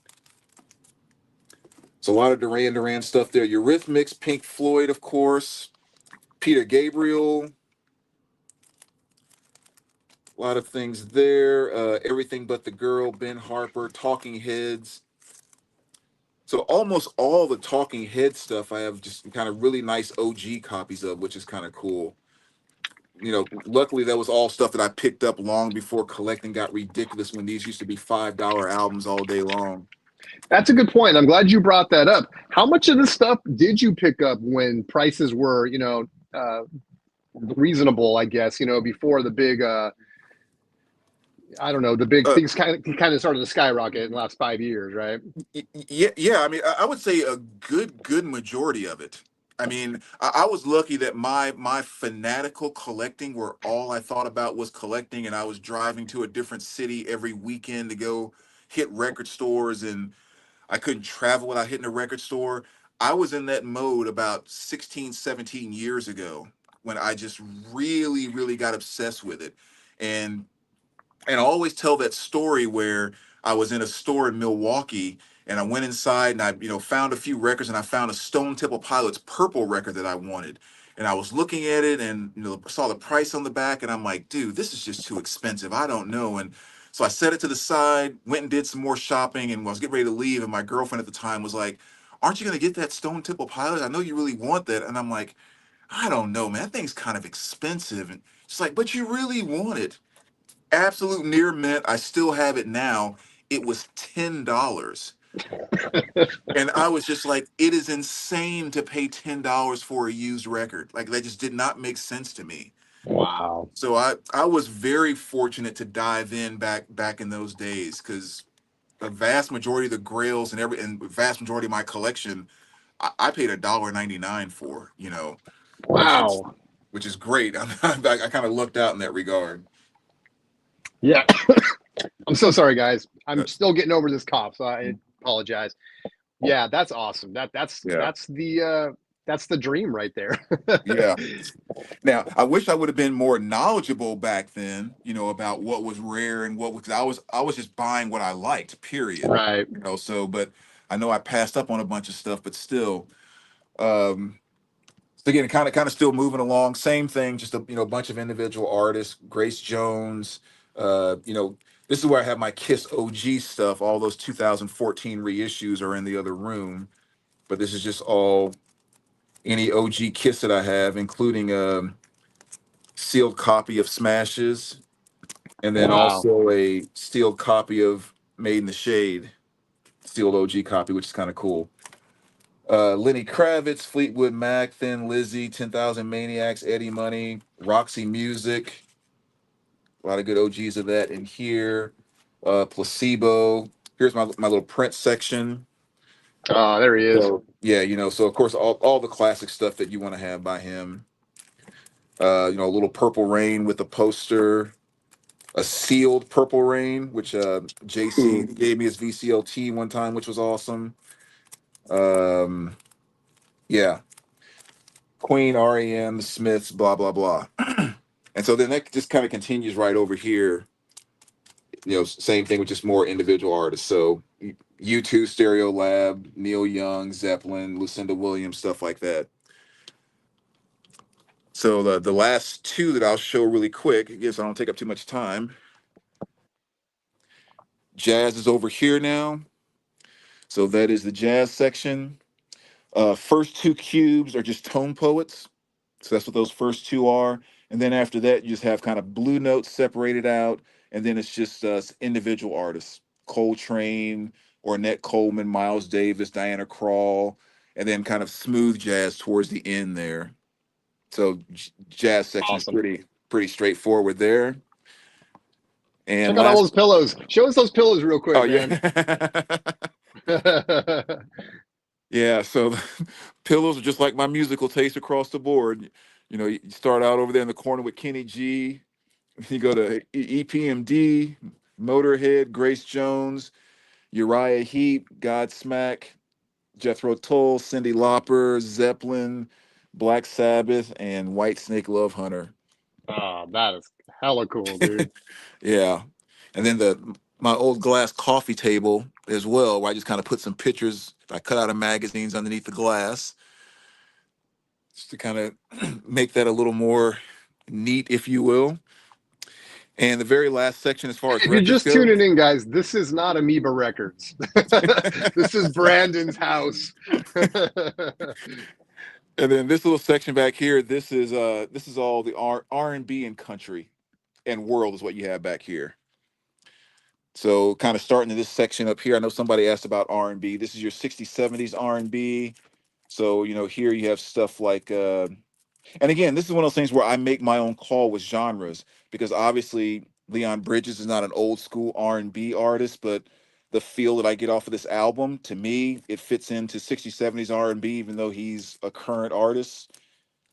But then stuff like the Isley Brothers, Sam Cooke, of course, including that all excuse me, awesome Oh live yeah, album, Sam Cooke Live. This thing is a beast. that's on my wish list. Yeah, fantastic album. Stylophonic. I'm sorry, the Delphonics. um, what else here? Like a nice OG Al Green, still in the shrink. There we go. Um, Baby Huey, OG The Impressions. Just a few cool things that are in here. What else? Curtis Mayfield, There's No Place Like America Today. Another great album. What else? What else? Teddy Pendergrass, Wilson Pickett, nice War OG, another fantastic album.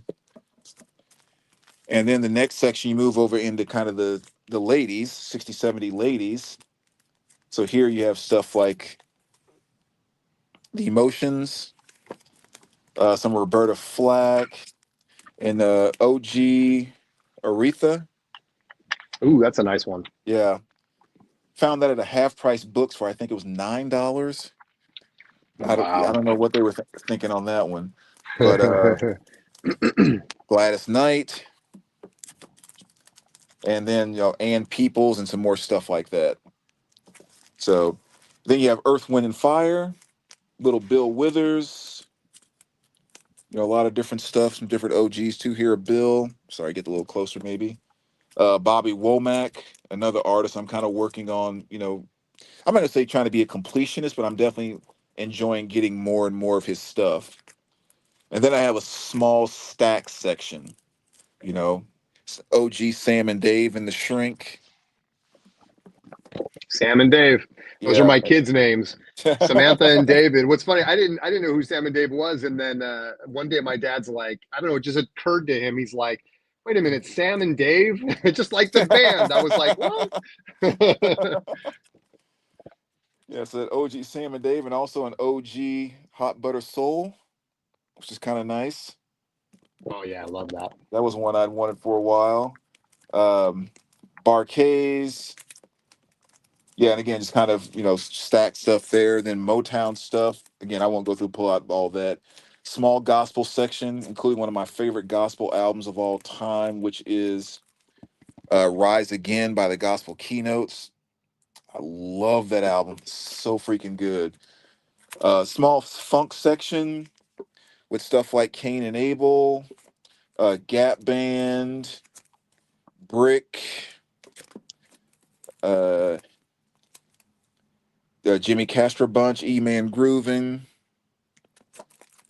What else is back here? A little Fatback. Oh yeah, love some Fatback. Yeah, heck yeah. Um, kind of, some nice Sly and the Family Stone OG There we go. right there. Actually, a Woo! couple nice OGs there. Life and of course the Funk Masters, Roger and Zap. Zapp, as well as Betty Davis. Then Little Funkadelic, Ohio Players, and then the '80s R&B kind of starts after that. So again, a lot of stuff you mentioned when you were showing yours. The one and only SOS band, which is fantastic, Love it. fantastic, fantastic. The Boys. Trying to see if I'm getting the glare on you guys. I'm sorry, I can't really Yeah, see no, what I'm it's saying.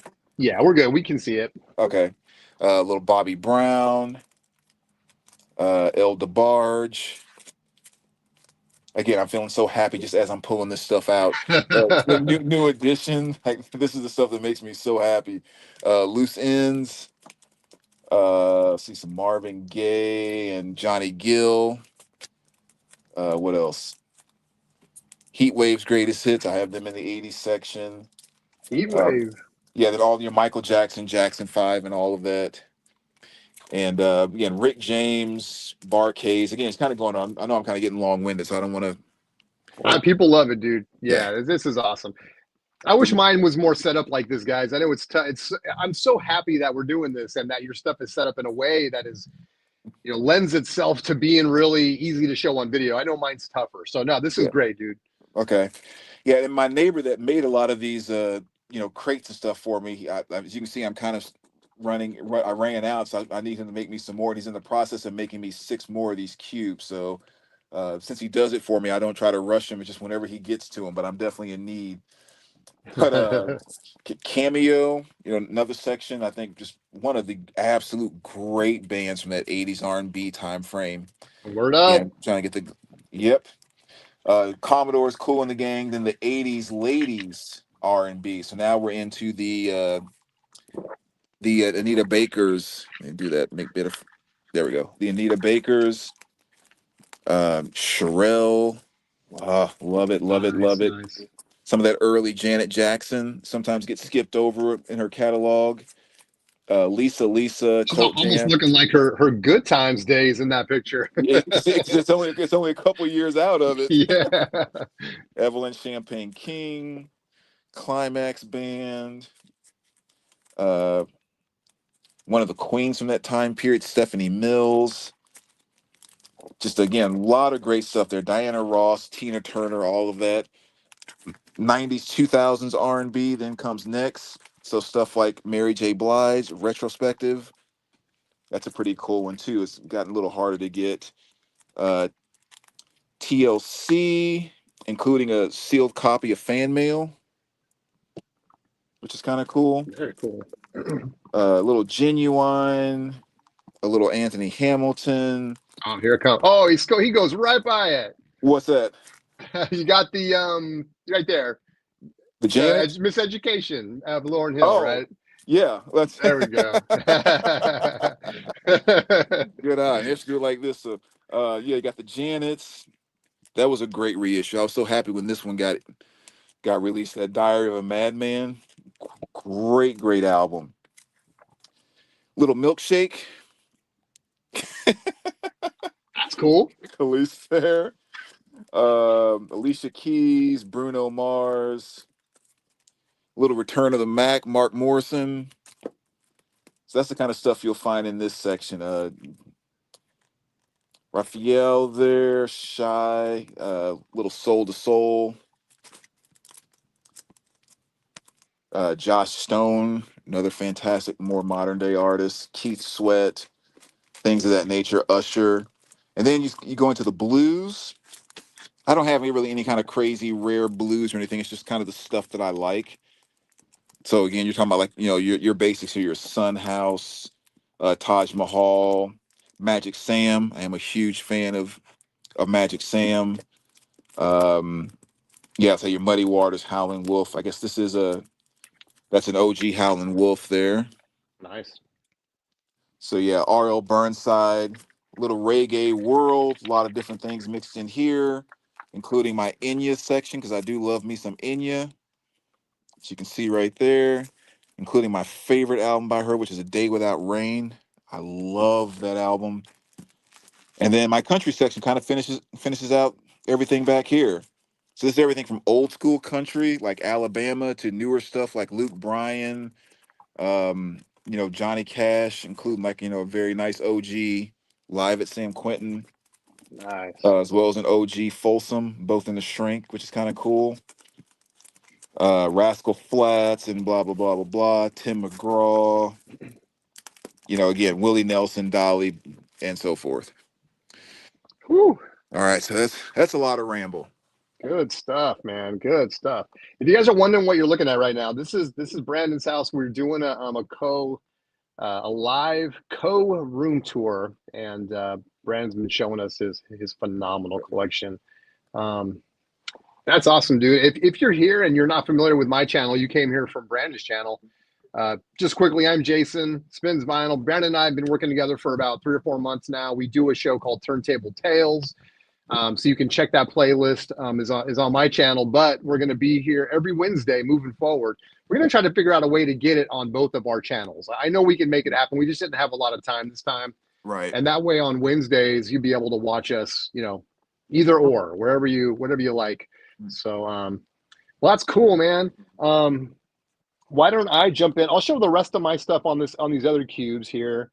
And then we can get into the system because I know, man, this has been a long video, which I love it. I know. I started rambling, then by the time you look up, like, holy cow, that was like 15 minutes of just blah blah blah blah blah. Yeah, no, It's you're good. hard, This is it's eye hard candy not for to. everybody. Let me just go through some of these comments again to get caught up. Okay. Lovell says 17 years ago, man, it was so much killer records to buy, many genres too. I miss those days. Yeah. Crank bought most of the metal in the late 80s, early 90s, then became a house music DJ in 97. Started collecting dance music on vinyl since then. Chicago was a great place for music collecting. Let's see. Lovell says, yeah, we're looking at Mr. Hall of Fame records. Yeah, pretty much. Let's see. Straight funk. Love it. Killer spin at parties, says Lovell. Lots of killer collection comments, of course. Nice Magic Sam, says Lovell. And then music in the house. Shout out music in the house. Thank you so much, Brandon. What a nice setup you have. Truly a dream setup you got there. Okay. And we're not done. We're not done. So let me go through. I'm just going to show, again, it's harder for me. All my stuff's on edge. I'll try to pull stuff out. I just kind of want to show you how I organize my stuff and some of the stuff I have. And then we'll get into the stereo system. So I think that'll be cool. And then maybe we end, Brandon, on your cleanup station. Okay, yeah. Is that cool? Yeah, sounds cool.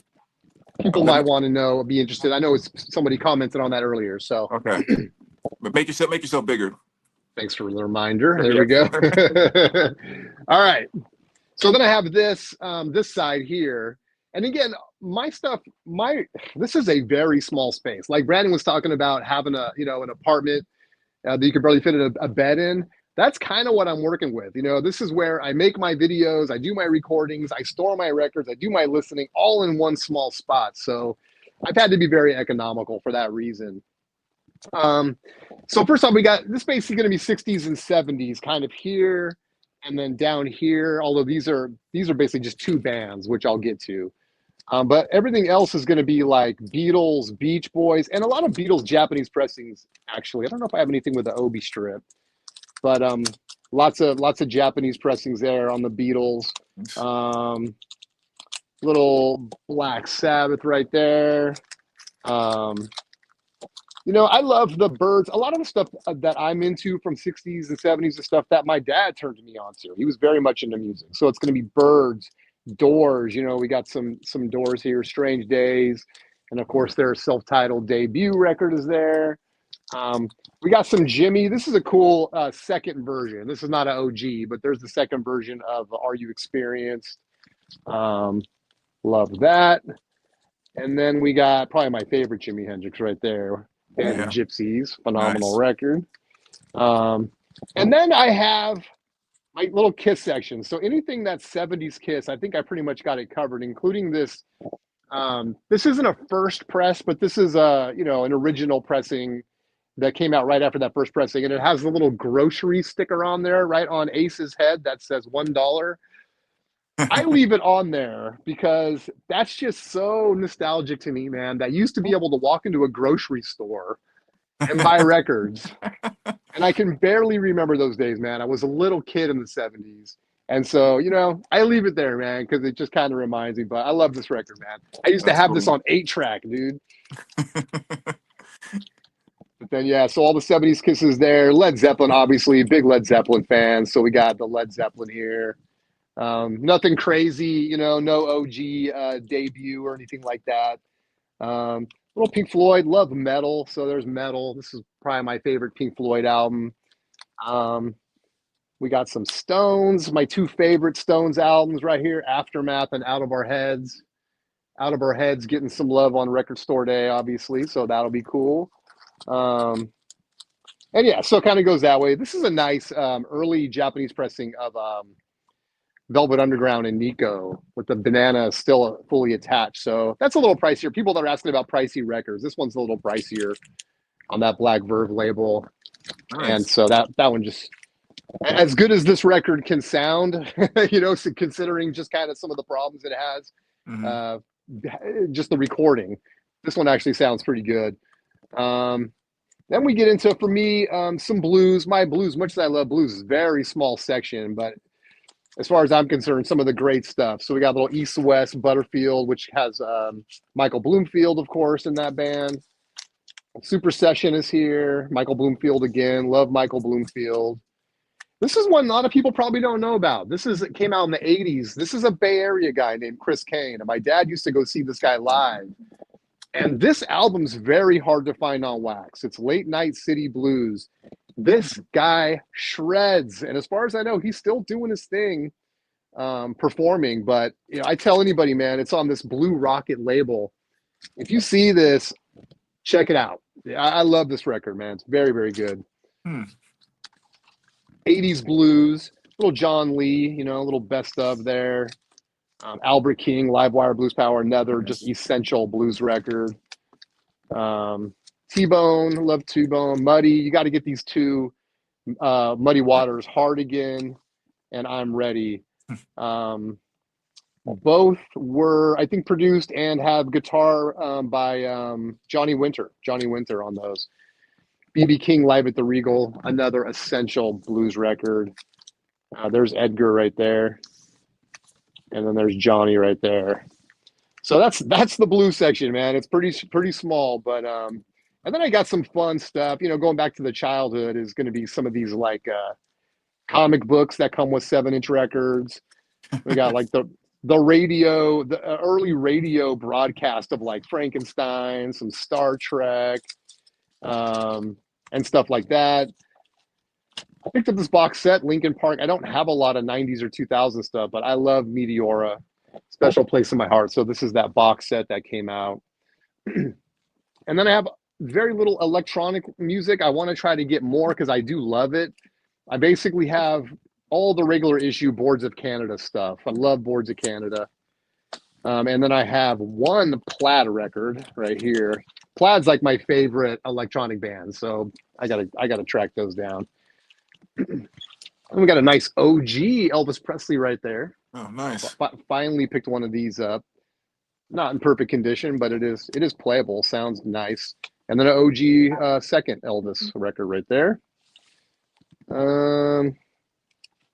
Yeah, I mean, I got a couple. These are cool. I love soundtracks. This is Bride of Frankenstein, which came out recently. That cover, if you just look at her hair there, you got Dr. Frankenstein while she's all wrapped up on the table, man. Just beautiful drawing. And then Rob Zombie's been putting out these. So these Rob Zombie Presents. This is Carnival of Souls, really fun one. Huh, I've never seen that. Yeah, those are cool. They did a bunch of kind of 60s and 70s horror stuff, I think. These are all 12-inch 80s.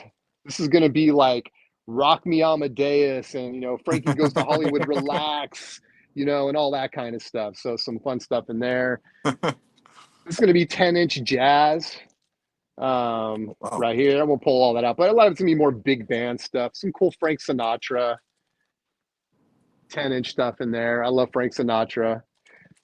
And then yeah, you showed some VHS. So I got some rock stuff. This is stuff I listened to when I was a kid, man. We got 101 Depeche Mode right there. Yes. Just a massive movie when it came out. We got The Cure in Orange. Great live show. Adam Ant. This is my copy from the 80s. The receipt is inside of it still. Cool. 1988. One of the things I still have from that era. And then some books. I kind of have all my books. I'm a big Zappa fan, so we got Zappa, Grateful Dead, some different stuff. So, and a lot of jazz books and stuff like that. So, highly recommended stuff. And then I'll just show these two cubes, and then I'll wrap up my records. But this is all going to be Frank Zappa. So, big Zappa head. All the regular issue stuff. I think there's probably 10 regular issue Zappa albums that I don't have, only because they're not my favorite. So I don't buy them. I'm not going to listen Right. to them. Everything else I got here. A beautiful Japanese pressing of this. This Shut Up and Play Your Guitar came in a box. The Japanese pressing just comes in a regular gatefold, and we got the Japanese insert and stuff. So this is a 3 LP. I love this version. I've had the box before, but I love that this one kind of takes up less space, and it's in a traditional gatefold. I do have the Beat the Boots box with the bootlegs. That's cool. And just, massive Zappa guy. All the regular issue stuff. And then some, kind of some of the other stuff that came out, like the soundtrack that recently they did for the film that came out recently. And just some odds and ends. Oh, this is cool. This is called Trick or Treat. And this is a bootleg. I love the artwork on this. So this That's came cool. out like in the early 70s. It's got a bootleg bazaar label. And this was from a library. So you could like check this out. You walk in and say, "Hey man, you got the bootleg of Trick or Treat by Zappa." I don't know who would have checked. This came from Texas, but when I got it, it was unplayed, which doesn't surprise me. Who would check that out from a library? Anyway, some other odds and ends. Then we get into my Grateful Dead. I love Grateful Dead. I have a couple of the live shows here, including the big one, Cornell 77. Got this from my guy, Chris, the Groove Seeker himself, who I do shows with every Monday. And he's also appears on the B side. And then this one's great too, Fox Theater. And then, yeah, just all your Grateful Dead right here. So just some of my favorite music. I grew up with it. I'll just wrap up with some swing revival stuff, man. I was big into this stuff in the early 2000s. Big Bad Voodoo Daddy, that great cover. Brian Setzer Orchestra, Cherry Poppin' Daddies. This one's signed. I was living in around San Francisco at the time that the swing revival was happening, and I was all about it, dude. It was like it was made for me. I was so into that stuff, big band music and jazz that I was like taking dance lessons, and I actually saw Big Bad Voodoo Daddy. I saw Cherry Poppin' Daddies, and some other stuff, and so I was really hardcore into it. So Yeah. got a few of those records too. So that's pretty much the collection. There's some other stuff here, but and there's some stuff upstairs, but that's the stuff that I listen to Yeah. most. So That's cool. I gotta ask too, man. So is that the carpet or is that a rug? yeah, so there's Because a that is rug really here. cool. We got the green rug, the shag, That's baby. awesome. Yeah. I just want to walk around Yeah. barefoot on that. That's cool. Oh yeah, yeah. I love to do that, man. So yep, nice little green shag 70s rug for you there. Well, what do you say, man? You want it? We can keep going. You want to show the stereo? Have you pretty much gone through the room as much as you want to, or? Yeah, I think so. Unless there's something else that anyone wants to see. I mean, I think we've spent a good chunk of time on the collection in the room. So yeah, Chris Kane. let Okay. someone. Go ahead. Oh, sorry. I'll just go through these comments. I just saw Okay. the Chris Kane one. Nice Kiss, Says level, thank you. Chris Kane looks like Geraldo. Yeah, that's very true. He does, especially back then. Cool Elvis records, thank you. Want to see if Brandon has those special top loader thick sleeves. I'm sure he has. Yeah, in fact, the Elvis one, maybe, I don't know if that's what made you bring it up, but he does have some. I don't want to speak for you, but that's what this is in. So this Elvis Presley's in one of these Oh top yeah, loaders, these kind of hard plastic. These are cool. These are really cool, man, for kind of special stuff. yeah. Um, I agree. I actually love those things, and I'll show you right over here really quick. Um, let's see if it's in the shot there. Yeah, everything in these two cases are in those top loaders. So it's kind of anything that I consider to be some of my, nicer stuff, if you will. But yeah, I love them, man. It just adds a little bit of extra protection to them. Um, just kind of a place you can tuck away some of your grails and things like that. Original Stooges, no big deal. Yeah. Yeah, I mean, original and white label promo. Oh my goodness. There we go. Yeah. That's what they want to see. And like my leather pressing of Too Fast for Love, and it's kind of another good one too. I mean, a promo copy of Bowie with the promo sticker there. Yeah, so so anything I just kind of feel like I want to feel is special, or I might just want to kind of flip through and look at sometimes, or play obviously and blah blah blah. Yeah, I put them in those top loaders, and I just keep them in these two little crates right there. Very cool. Yeah, I like it. Couple of shout outs for Zappa. Thanks, guys. Yeah, I love my Zappa. So when I was just kind of re-putting my collection together, which has been like the last 6 years or so, I had to sell my collection off a few years ago.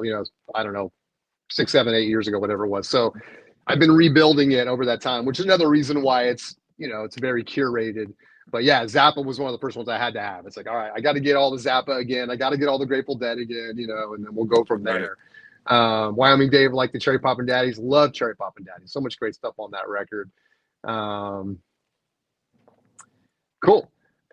Nice. All right. Well, let's go to the system, dude. Let's see what you got. All right, let's. Or you know what? Let me go first, dude, because Yeah, I feel was like gonna say once you. I'm having to follow this guy who my guy Brandon, man, with some incredible stuff. If you guys here, let me blow myself up again. I did about, I don't know, it's been like a year now or more, where I just kind of upgraded my system. And some of the stuff I showed was the turntable, the receiver. Somebody asked earlier, I had some Magnapans, which I still have them. They're in the garage. Oh, that's cool. Everything else I think has not been seen yet. So I'll just kind of go over this. The turntable's the centerpiece. This is a JVC Victor QLY7. It's got the electrodynamic arm and everything. It's really, really cool. They did these in the early 80s, I believe. And this thing is phenomenal. This is like my dream kind of turntable, man. And, it's the kind of turntable that back in the early 80s, if I could afford it, I would have got one of these. And so that's why I picked it up. It's got a beautiful Shibata stylus on it. Pretty pricey, but I want to make sure I was getting every sound out of these records, out of the grooves that I could. So this is giving me no problems, man. It's beautiful. I love it. It's retro. It's so cool. The next thing is the Marantz. We do have the 2230 here.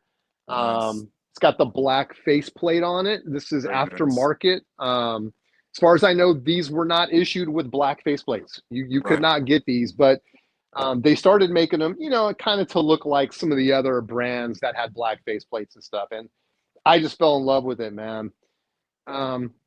This is a low wattage receiver. It's 30 watts, right? You got the 2230, but it does not take a lot to crank these babies out. I can vouch for that. These things get really loud and they sound really clean. So very happy with that. This tape deck right here needs to be repaired. It does play tapes, but it's gummed up and stuff, and so it needs to be worked on. But it's beautiful. I love these VU meters on the front that light up and stuff. One of the reasons I really love this is kind of has that old VCR buttons on the top. If you guys are familiar, like the early VCRs had these big old buttons on them and stuff. Oh, I gotta fix my. Oh no, I don't. That's my other camera. So I love this. I love this style. It's so cool, man, and it's got the big levels and stuff on it. So to me, this is the kind of chunky kind of tape deck I really like. So it's a really a lot like those early VCRs.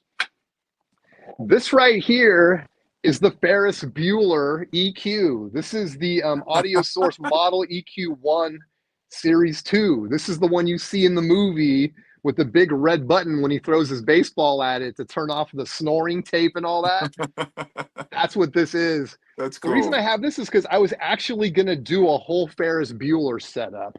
But then after I got this, I changed my mind. But I still love it. It's not, it doesn't go necessarily with everything, but I have to have it out because I just love it. It reminds me of the movie and stuff, and it sounds fine. It sounds good, That's pretty cool. I don't use it for everything. It has a bypass on it. Oftentimes I'm not EQing my music when I'm listening, but some things just sound better. Sometimes you got to crank up that high end a little bit, and it's clutch for that. So the Magnapans, why did I get rid of them? They were a little big for this area, and I just really wasn't able to, I don't know, I wasn't able to really get everything out of them. They're meant for, they're really meant for a bigger space. Yeah. So I got these. These are Marantz speakers. So I thought these are cool because I have the Marantz receiver and everything.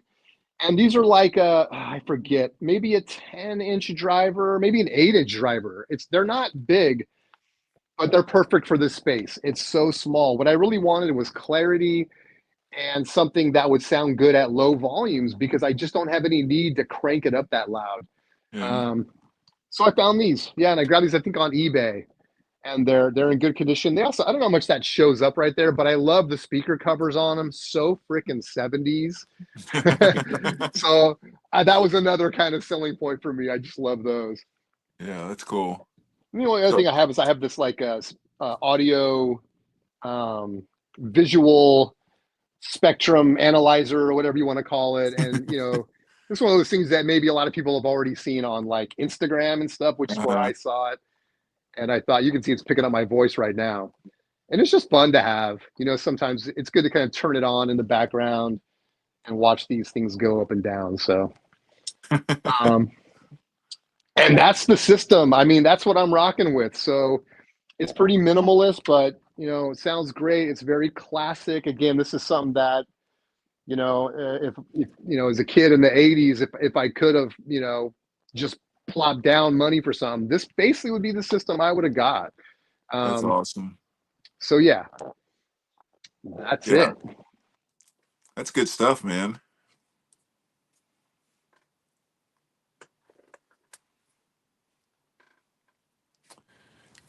Did he freeze there?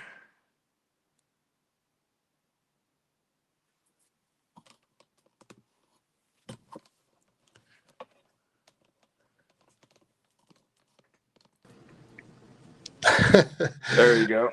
Let me get rid of this one. Hang on. Sorry, guys. We're working with. Let me. How do I? Oh, there we go. There you go. There we go. All right, we're back. Can you hear me? Okay, Brandon. Yep. Okay. Let me just see if there's any questions or anything before I move on. Okay. Cool. That JVC turntable, very rare, nice band. Yeah, I love it. There was a guy on YouTube that had a channel that was his thing. He would repair turntables, get them all nice and restored, which is what that one is. And I saw that one and I reached out to him and I was like, dude, do you still have that JVC? I really want that. And so I ended up getting it from him. That was really cool. EQ mix you have there is definitely one that will help make any song even better. Hey, yeah, absolutely. I mean, I know, it's one of those controversial things, right? Where people are like, don't touch your levels, and all this stuff. It's like, nah, look, I'm in my 50s now, right? So I gotta tweak some levels to get it to sound right. Exactly. Let's see. Yeah, the mid scooped out. Yeah. which is great because I also, you also have levels obviously on your receiver, so I can get some of that mid and stuff and kind of tweak it out and get it right. Mhm. Speakers are like old JBL 100s, absolutely, dude. Yeah, you know what? Honestly, if I had the cash, I would have probably got those JBLs instead. But yeah, I got these. Says concert buddy, thanks, man. Morant's Ferris Bueller says AA Ryan. Yeah, Ferris Bueller. Do I have a rake? Yeah, dude. Yeah, you got to be careful. You got to, when you're vacuuming this carpet, you can't have the little brush going. You got to Right. turn that off. Yeah, you need a rake for sure. Sometimes stuff will pop out. I'll find money and stuff in here. So, um, thank you, the Groove Seeker. Appreciate you. All right, let's get back at it. I gotta fix my. You go ahead. I might fade out again just for a second. I gotta get my Okay. my ear pods working again. But you go ahead. Okay. I'll be right back. All right. Yeah, I mean, my systems are kind of straightforward too. I definitely believe in kind of trying to get the best sound that I can, but I don't know if I consider myself an audiophile. That's just kind of too expensive an arena for me to jump into. But with what I have and what I've had the opportunity to get my hands on, I've kind of done what sounds good to me. So I just like my collection, I rotate around my system quite a bit as well. When I get things, I tend to keep it for long periods of time, and I just kind of shift around things that I'm using, plain and simple. So we'll start here with get a little closer here, my turntable, and this is my Kenwood 500. Um, Very, very solid turntable. I mean, I added this one, I guess about a year ago, year and a half, maybe a little longer than that actually, maybe two. Yeah, I've had it for a while now that I think about it. But yeah, very solid turntable. I mean, it weighs about 36 pounds or something like that. Wow. Really, really heavy base to it. And cartridge that I'm running is a Denon DL 103, I think, a moving coil cartridge. What my first moving coil cartridge. As far as preamps, kind of running right into the ProDirect DS2, just kind of a small little tube preamp. Really love that because number one, it has two different inputs where you can hook two different turntables up to it. You can run moving magnet or moving coil cartridges. And for a while, I do still have my JVC QL5 turntable that's sitting over there. And up to just recently, like 3 or 4 weeks ago, I had both of them set up here, and I decided to go down to a single table just to switch it up for a while. So that's the preamp. Cassette deck wise, you got the Nakamichi LX3 is what I'm using as far as the cassette deck. Kind of I guess one of Nakamichi's lower, intro level type of decks, but regardless, it is a Nakamichi and it sounds absolutely fantastic. A lot of times when I'm listening to stuff on here, it's the sound quality that I get from vinyl is like this matches it in a lot of cases. I mean, it's a really, really great cassette deck. And then moving on as far as power, um, Sansui G5000. 50 watt per channel, kind of just again that old school power, which I've definitely found my ear tends to favor old school power a little more. Maybe I don't have the money to dive into, the six, seven, $10,000 tube amps, modern tube amps and stuff like that. So I'm not as familiar with modern day power in on that level. But when it comes to like the stuff that's in my price range, I've definitely found that when I've tried different type of Yamaha receivers, NADs, and stuff like that, the newer stuff is just it's a lot rougher on my ears. I can just really I get a lot of ear fatigue from some of the newer amps that.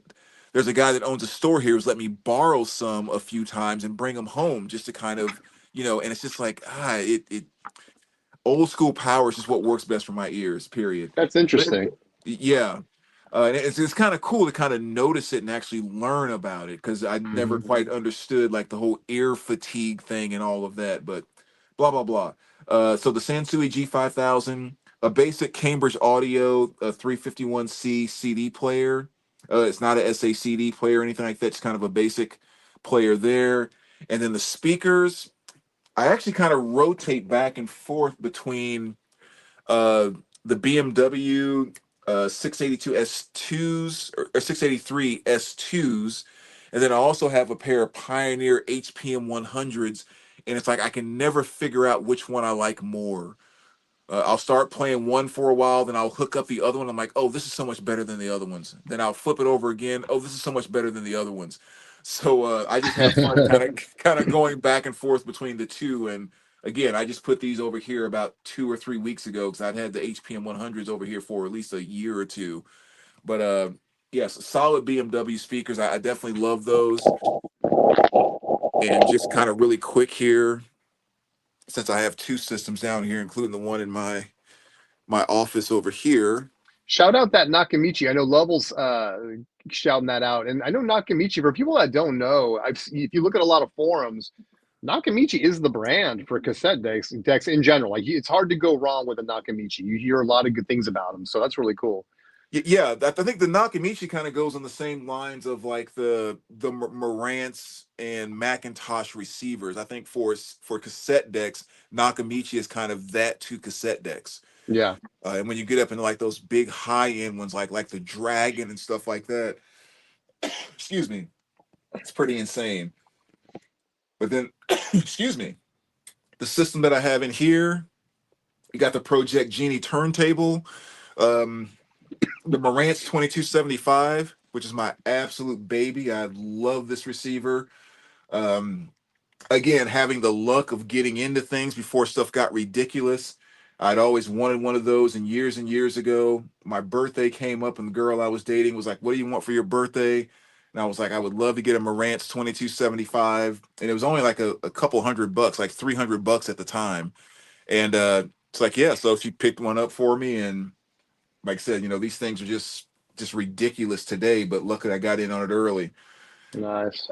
Parasound 2100, probably can't see it because it's black down there, but the Parasound, not, I'm sorry, not 2100, the Parasound Z Phono preamp, and then just a Onkyo CD player, nothing spectacular there, but again, running the BMW speakers out here, the 685s, bookshelves, and just one, I mean, a fantastic bookshelf speaker. I've had a number over the years, and I've never had one that's matched this for me.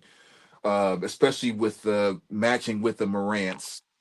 Like I've had the Sansui and a number of other receivers on these, but somehow this pair right here just is really really fantastic. So two kind of awesome systems there that I run down here, and a couple of others upstairs, but they're just kind of pieces that have been left over the years, and they come together to make a decent little system. But the last thing I'll show really quick is when I keep things kind of actually let me see if I can do this here. Yeah, there we go. So when I keep things kind of on the sidelines, this is where I tuck them away. So that's where the HPM 100s sit when I'm not using them. My BMW subwoofer down there, as well as my that same reel-to-reel player you have. Oh, right, right, yeah. Yeah, and then that's the JVC Pioneer. QL5 with a Oh, yeah. yeah 2M blue cartridge on it too, which is pretty nice. So those are just kind of out of rotation right now, but yeah. So that's the system. Very nice. Yeah, I didn't even show the Pioneer reel to reel just because I don't get any use out of it. So Mhm. I don't know. I don't know if I'm even going to end up keeping it. But so you got the two setups basically there. What's your listening habits for each one? What makes you go from one to the other? Um, I think whenever I'm listening to something like I mean, just like to be, I guess, overly simplistic, just depending on where I'm sitting, where I'm hanging out. But beyond that, I have noticed that when it comes to things that have more detail and I want to like grab more out of it, maybe I'm like on a jazz kick and kind of diving into my tone poets and stuff like that. This system in here is crisper, if you will. There's more detail, especially with that Denon cartridge, that moving coil cartridge. Gotcha. Um, but then when I'm in the bedroom, it's like that is, I don't even know how to describe that one. when I'm listening to something and I really want to have a much fuller low end at lower volumes, Mm. that one just seems to do it. You know, it's big, it's full, it's thick, but you're not coming anywhere near even beginning to blast yourself out of the room. Well, it's funny you say that because when I said I bypass the EQ, oftentimes it will be for me. It's like the lower volume stuff. So Hmm. if there's a lot of quiet in it, like if it's chill jazz or just something that's not full blown rock. There's not audio. The amplitude isn't high throughout the music, like say metal or something. Then bypassing the EQ is the right thing to do. It just sounds better. But when things, when it's just more music and more sound, hitting the EQ actually sounds better. So I can see why the amplitude of the music. It's funny you mentioned that because that's kind of the switch for me too. That's when I'll kind of change it up a little. Yeah, yeah. And yeah, it just really kind of all depends. Again, I come up with different reasons and different excuses as far as like how I pick out what I'm going to listen to on a given night or how I go about listening to it. I'm not like very rule oriented and stuff like that. It's just kind of, I'll just pick stupid reasons that'll make me want to go listen to something on a specific system or a specific album. It just, you know. I gotcha. Yep. So I know we've been doing this a long video, guys. I I know. appreciate you guys hanging out, man. This has been great. This has been eye candy for 2 hours. Do you want to quickly go over like your cleaning station and stuff? I know some people wanted to see that. You want to at least just kind of cover that quickly, or Yeah, yeah. 'Cause, I mean, that's pretty simple. We can do that really quick. So I mean, you guys have seen the layout of my room, obviously, kind of going back down this hallway, and this little door right here. This is actually just kind of a closet, and I just took the door off of it because it was a pretty decent sized space. So I just turned it into my cleaning room. So try to work the camera here. So this just kind of gives you an idea about kind of where I process stuff when it comes in. That's kind of, shipping stuff and all of that. And then like just kind of a drawer to put so and so in there. So yes, I mean there's really like nothing too crazy to it. And most of the stuff in here is I think I mentioned in my last room tour video. It's just when we bought this house, we bought it kind of as is. So there was tons of furniture and everything in here. So a lot of the stuff I just saw as an opportunity to kind of put together a room like this. So I didn't have to buy any of this stuff. It was just leftover this and that. So actually, let me do this so I can do this a little better. Let me just take this off the stand so I can just work it by hand here. So like on this shelf over here, you just have all your inner sleeves, inner and outer sleeves, like for 45s, CD outer sleeves, um, your MoFis there, and then all your different sizes for outer sleeves. Right over here, slide on here. That's where you have the ultrasonic cleaner right over here. I'm sure you guys are pretty familiar with that. Also have the spin clean. And it's really not some big complex process I go through when I'm cleaning records. I get asked that a lot of times at the record shop, like, well, do you have, like, what do you do to clean and blah, blah, blah. And I tell them I just use the same ultrasonic cleaner that we use here because for me, it's like 90% of the cleaning is done before I even buy the record because I'm only buying stuff that's going to be clean and kind of, maybe it needs to be, obviously quote unquote clean, but I'm not buying a lot of records that are, or really any records that are rough. I'm going to have to clean it to see if it does play well and stuff like that. Like everything I bring in is already just a fantastic, excellent to near mint condition. So I'm just kind of taking the extra step on the ultrasonic level with cleaning it. But every single record that comes in my collection, brand spanking new or not, everything goes to the ultrasonic cleaner, and then just kind of the drying racks over here with the fans. Usually, if I have new stuff that has come in, it'll just sit right in that little shelf area right there. Bunch of different cleaning, supplies and things right over here, and then again down below here, just storage for different stuff and I mean, that's about it. Stickers. I gotta be honest, I love how you're like, yeah, it's no big deal. It's not that this, it's just, hey, it's just, it's like, I think most people are watching are like, that is impeccable. Like, you've got your sleeves in there, you got the spin clean, you got all the fluids. It's very neat and organized. I don't want to speak for everybody, but for me, it's like my cleaning process is like, I have a spin clean. And it's in the other room. That's it. There's nothing like what you have. My sleeves are like shoved somewhere on my shelves and everything. So that's impressive, dude. Yeah, I've actually made a habit of that. I mean, I haven't maybe filmed in every house or apartment that I've lived in, but it's like I'm looking at every nook and cranny in my living space about what am I going to do to make this livable or make this excitable. So I'm always taking doors off and you said using closets for things they're not meant to be used for. But it's just like I said, I'll sit around and just have like these ideas. I mean, my last apartment before I moved over here, I had a laundry room that was basically made for a washer and dryer, and there's a drying racks and stuff. And I just had this idea. It's like I'm gonna take all of this stuff out. I don't need the washer and dryer. I'm gonna take out the drying racks, and I made it a CD room. And it was like the coolest thing ever to me. And it was like this is just such a better use of space. So just always staying creative with how you can make your space a little more fun. Understand how to leverage in AI 89, are going 90, to take your 91, transactions 92. away from you. So what are Correct. some of the ways I you're play doing it for now, yourself and or and it's like I agents that you're put Michael coaching and Jackson on. mentoring Like people just on like the usage of AI? I Where put you. where I do you put see that playing? you for us to start? drink Like on, and motherfuckers how start do doing people the educate prompts to it. themselves? Like How do they practice it? it was How do they, always. how do That's they, our shit. That's you our know, shit. But I get always wanted to know. What's that playing? So there's some Sorry, different is there levels some- to drink, of- and it's time and I to was party. just looking at this No, stuff. it's time to this party down with because I was sports, in but I meetings think with a that guy named back Dan then in Martell. hip hop, He's a if great you know, dude to follow. everybody had a He's, dance record. Did somebody Okay, jump on the yeah. stream? Right, how the house- a lot of it is And focused even with the on I'm AI. Mad remix, But I'm so at the mad very you did least, that. if you I aren't didn't do that. using AI Scratch, daily right Scratch now in your brought life, that to the table then with The, that. the Soho. Even the stupid things. Do you know what that is? Yes.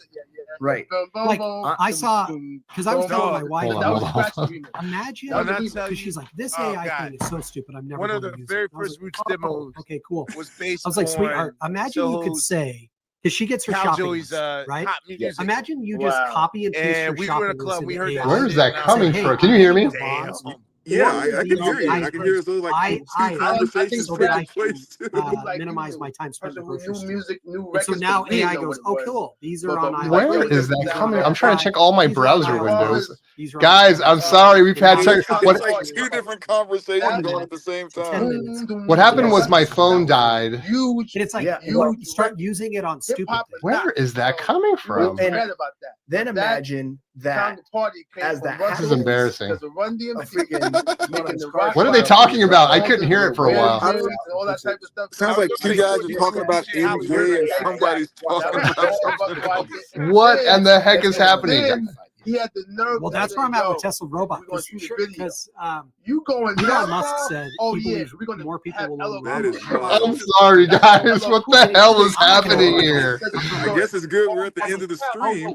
I know. Holy cow, that's weird. There's like another Chrome thing. Hold I'm like, now on. imagine when I go to bed, I'm like, I'm so all right, sorry, Bob, guys. as a my joke robot. kind Dang I'll it. be walking around the Video entire was perimeter of funny. my property. Everything. I was really worried that this was going to go poorly because there's so much technology going on here, and we did so good. I know, right up to the very last bit. The There world we- in I mean, which we're at headed. the time, I'm like, it got a sweetheart, lot of imagine going to play Disneyland on and saying, the hey, box. All right, ChatGPT or so whoever, our listeners we've out You got- remember the box? No, Yeah, you just a lot sign of off. people in the box. Where is that We got- coming all right, from? so make a They pay back list too. of rides we there's should a be moment, hitting first based on explain wait to our times. listeners. Guys, to I'm so maximize sorry. our This rides. is You so know what I mean? weird. Like, between now like it's It's two totally different conversations taking place.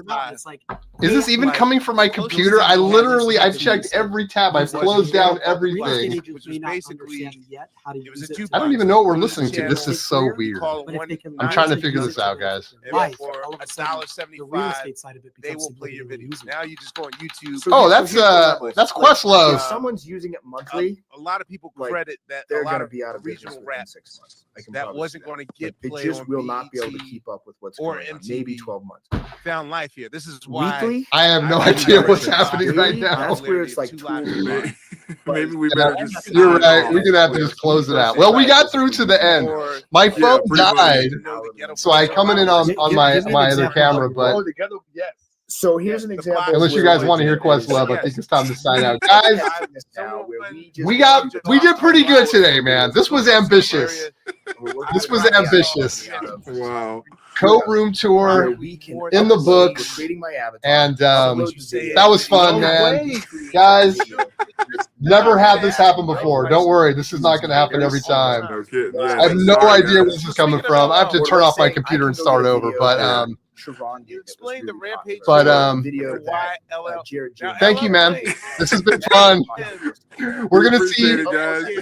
if you try to talk over this, but if you guys are familiar with me and you guys are here on the Spins Vinyl channel and you're not subscribed to Brandon, fix that. Mr. Hall of Fame, go subscribe to him. If you're from Brandon's channel and you're not subscribed to me, fix that too.